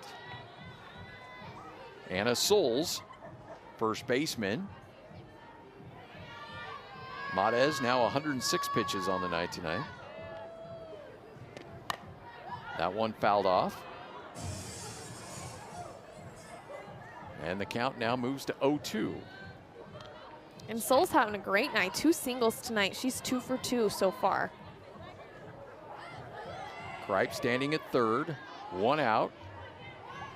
Souls trying to score a run here for the Jayhawks. Swing and a miss. Another strikeout by Matez. And now 2 outs with the runner still at third. And I'm trying to decide what exactly pitch that is that she's throwing, because it's kind of like maybe a little bit of a curve ball because it's a little bit more of that off speed, but it is spinning a lot towards that inside or outside part of the plate, depending on if she's up against a righty or a lefty. Matez still battling. Score is 6-2, Kansas. But Matez, another strikeout. That's her 2nd of this inning. And I love when she throws that pitch because it is that little bit of a speed change and she's catching people on it. It's working for her. Count moves to 2-0. With Flanagan at the plate. Leading the Jayhawks in batting average at .424 on the season.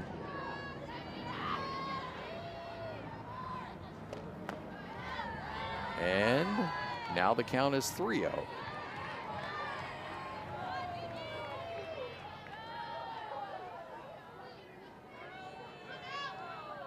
So let's see how patient Flanagan is on this pitch as Matez delivers. And 4 pitches. And with that, a walk as Flanagan will take first.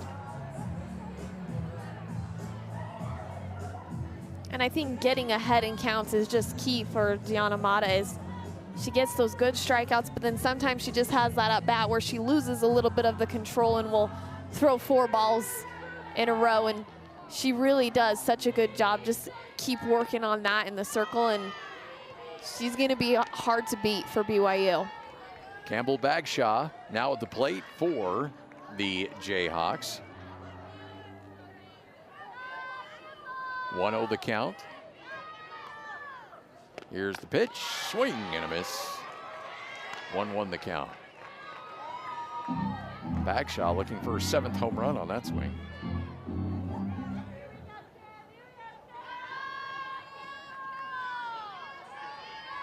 Here comes the pitch. To second, there's one, and that's it. So BYU and Matez get out of the top of the 7th without giving up a run. Our score remains 6-2. Does BYU have a miracle in them? We'll find out when we come back. Bottom of the 7th, it's Kansas 6, BYU 2. You're listening to Big 12 Softball on ESPN.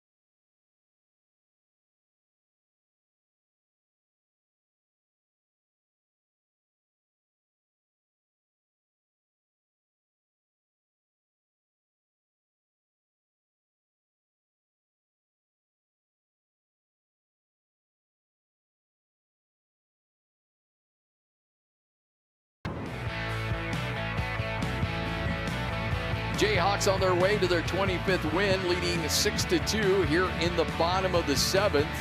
BYU trying to keep their hopes alive. Their last at bat as the Cougars down by 4. Jayhawks, boy, we have heard about how great this team is. We have watched this team perform, and now seeing it up close and in person, you can see the team that Jennifer McFalls has built in Lawrence, Kansas. They have been tremendous to watch. Ludwig delivers, 1-0 the count to Mansfield. Mansfield has a single on the night tonight. Here comes the pitch, and that is outside as well. 2-0, or excuse me, 1-1 the count. Never mind, strike.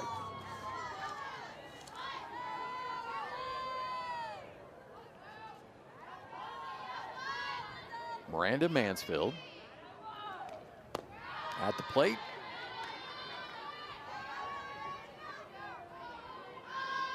And BYU gonna have to chase 4 runs to tie this thing up at least. Not insurmountable. I will never, there's nothing insurmountable for them in 7th innings. After I've watched them over the years, you never know what they can do and if they'll pull out those rally caps, but they definitely will need to generate some runs this inning to stay in this ball game. 2-2 the count. 6-2 the score. Mansfield back at the plate. Ludwig set to deliver.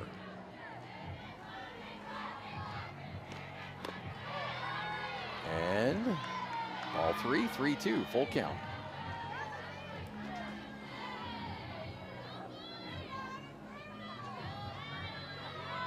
Mansfield trying to keep the Cougars alive in this one.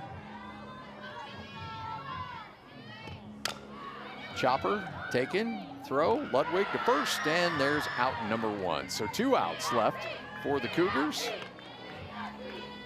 as Ludwig able to assist on the out, and that will bring Acosta to the plate, top of the order for the Cougars. And Mansfield is going for that little bit of a soft slap on that last one. Honestly, could work for her with her speed, just needs to be away from the pitcher either direction a little bit. Remember, these two teams will go back at it tomorrow. Same start time, 6 o'clock, and then the third game in this set will be on Saturday with a high noon start time. Acosta takes the pitch. 1-0 the count.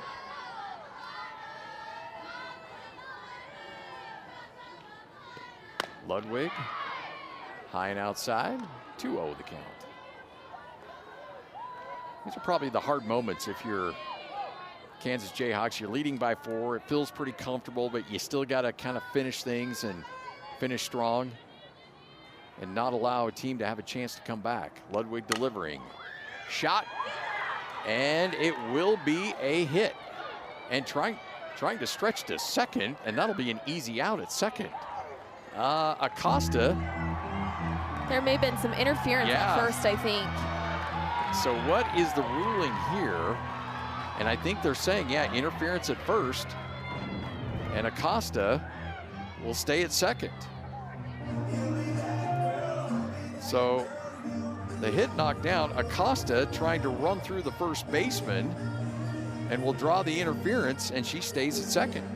That's kind of a tough one because I can see first baseman Souls kind of staying right where she is at because the ball is right there in front of her. It's not like she thought Danica Acosta is gonna head to second on that, but Acosta being smart, seeing that she's kind of blocking her view, trying to make something out of that. Yeah, I mean, I could go either way. If you're a Kansas fan, you can see why you're upset. If you're a BYU fan, you say, well, she's just playing smart baseball. Yep. And realizing that somebody's blocking the plate, she initiates the contact, and because of that, she's able to get to second. You can tell why Jennifer McFalls is less than thrilled with the ruling. But with that, BYU has a runner at second with 1 out. And Lily Owens up to the plate, who can certainly create some damage in a hurry.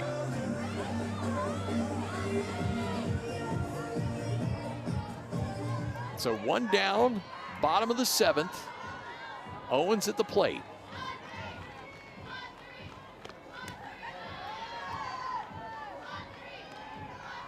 One-0 the count. After pitch 1, Acosta at second.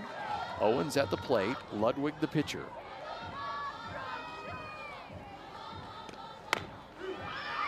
And strike 1, 1-1 the count.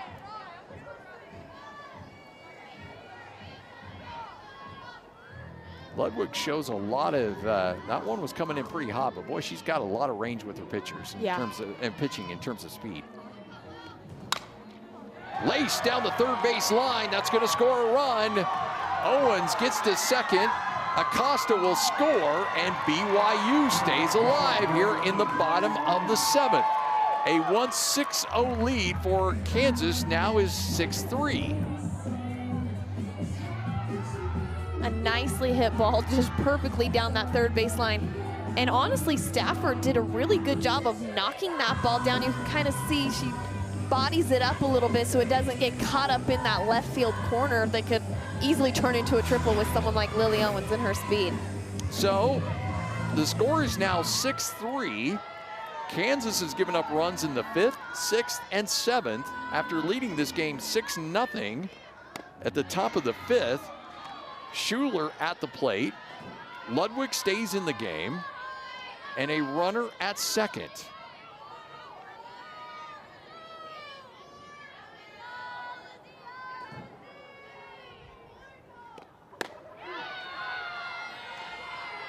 One the count.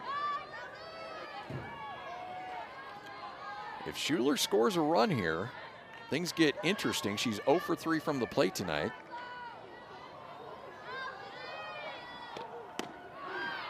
And there's strike 2, 1-2 the count. And 0 for 3 statistically, she's due. She's having a great season, batting over 300. If I was Kansas, I would be worried with her up to bat right now. Schuler waits on the pitch, gets underneath 2-1 and drives it. A ground ball gets to the right fielder, scores another run. It's 6-4 with 1 out here in the bottom of the 7th. Taylor, we might be seeing something here. Yeah, you get a little momentum, especially in the 7th inning. And that's that fight that I think Coach Eakin and BYU staff is looking for. I mean, sure, this game hasn't been easy for BYU, and no game is going to be, but they are fighting to the very end to go for the win. That's the 8th hit for the Cougars in this one. Kansas with 6 runs off of 9 hits. And Ludwig unable to finish the game. She will come out.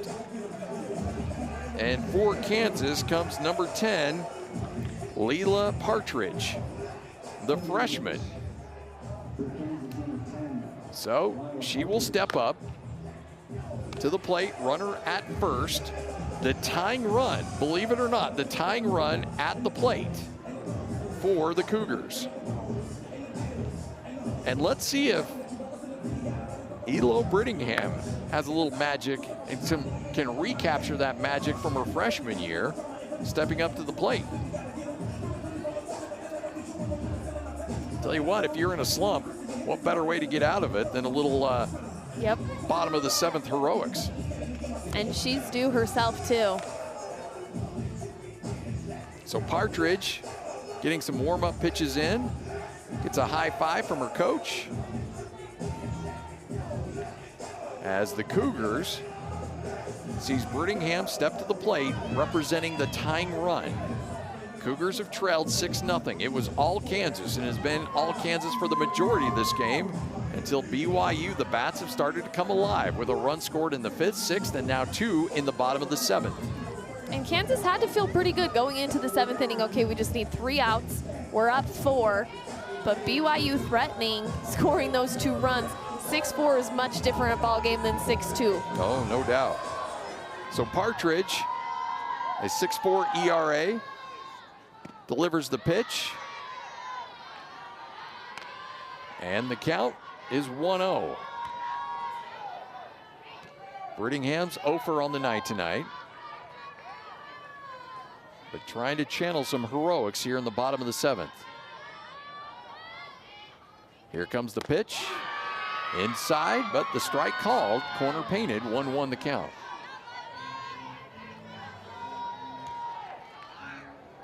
Last at bat was a strikeout by Brittingham.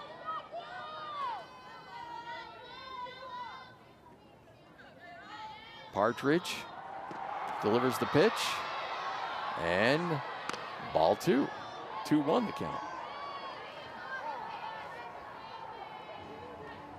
And you know, usually you're like, as a hitter, sometimes you think, okay, new pitcher, I haven't seen her before, that's almost harder to figure out. But sometimes, like Brittingham, I think Ludwig got her last at bat, so sometimes as a hitter it can be a relief to have someone different that didn't have your number the at bat before. So it's hard to know as a coach what situation to keep with your pitchers and your pitching staff going against certain hitters, and how they're gonna react to those pitchers, because it's not always in your favor to be switching up the pitchers. Pinch runner for BYU, Lexi Bennett, comes in at first. And the pitch, another low pitch coming in, and now Partridge down 3-1 in this count. Let's see what Brittingham decides to do with an advantage here at this at-bat. Here's the pitch, and a walk. Now the winning run is now at the plate with runners at first and second, and only 1 out. Haley Morrow at the plate, and the crowd coming to life here at Gell Miller Field. Morrow as the strike by Partridge.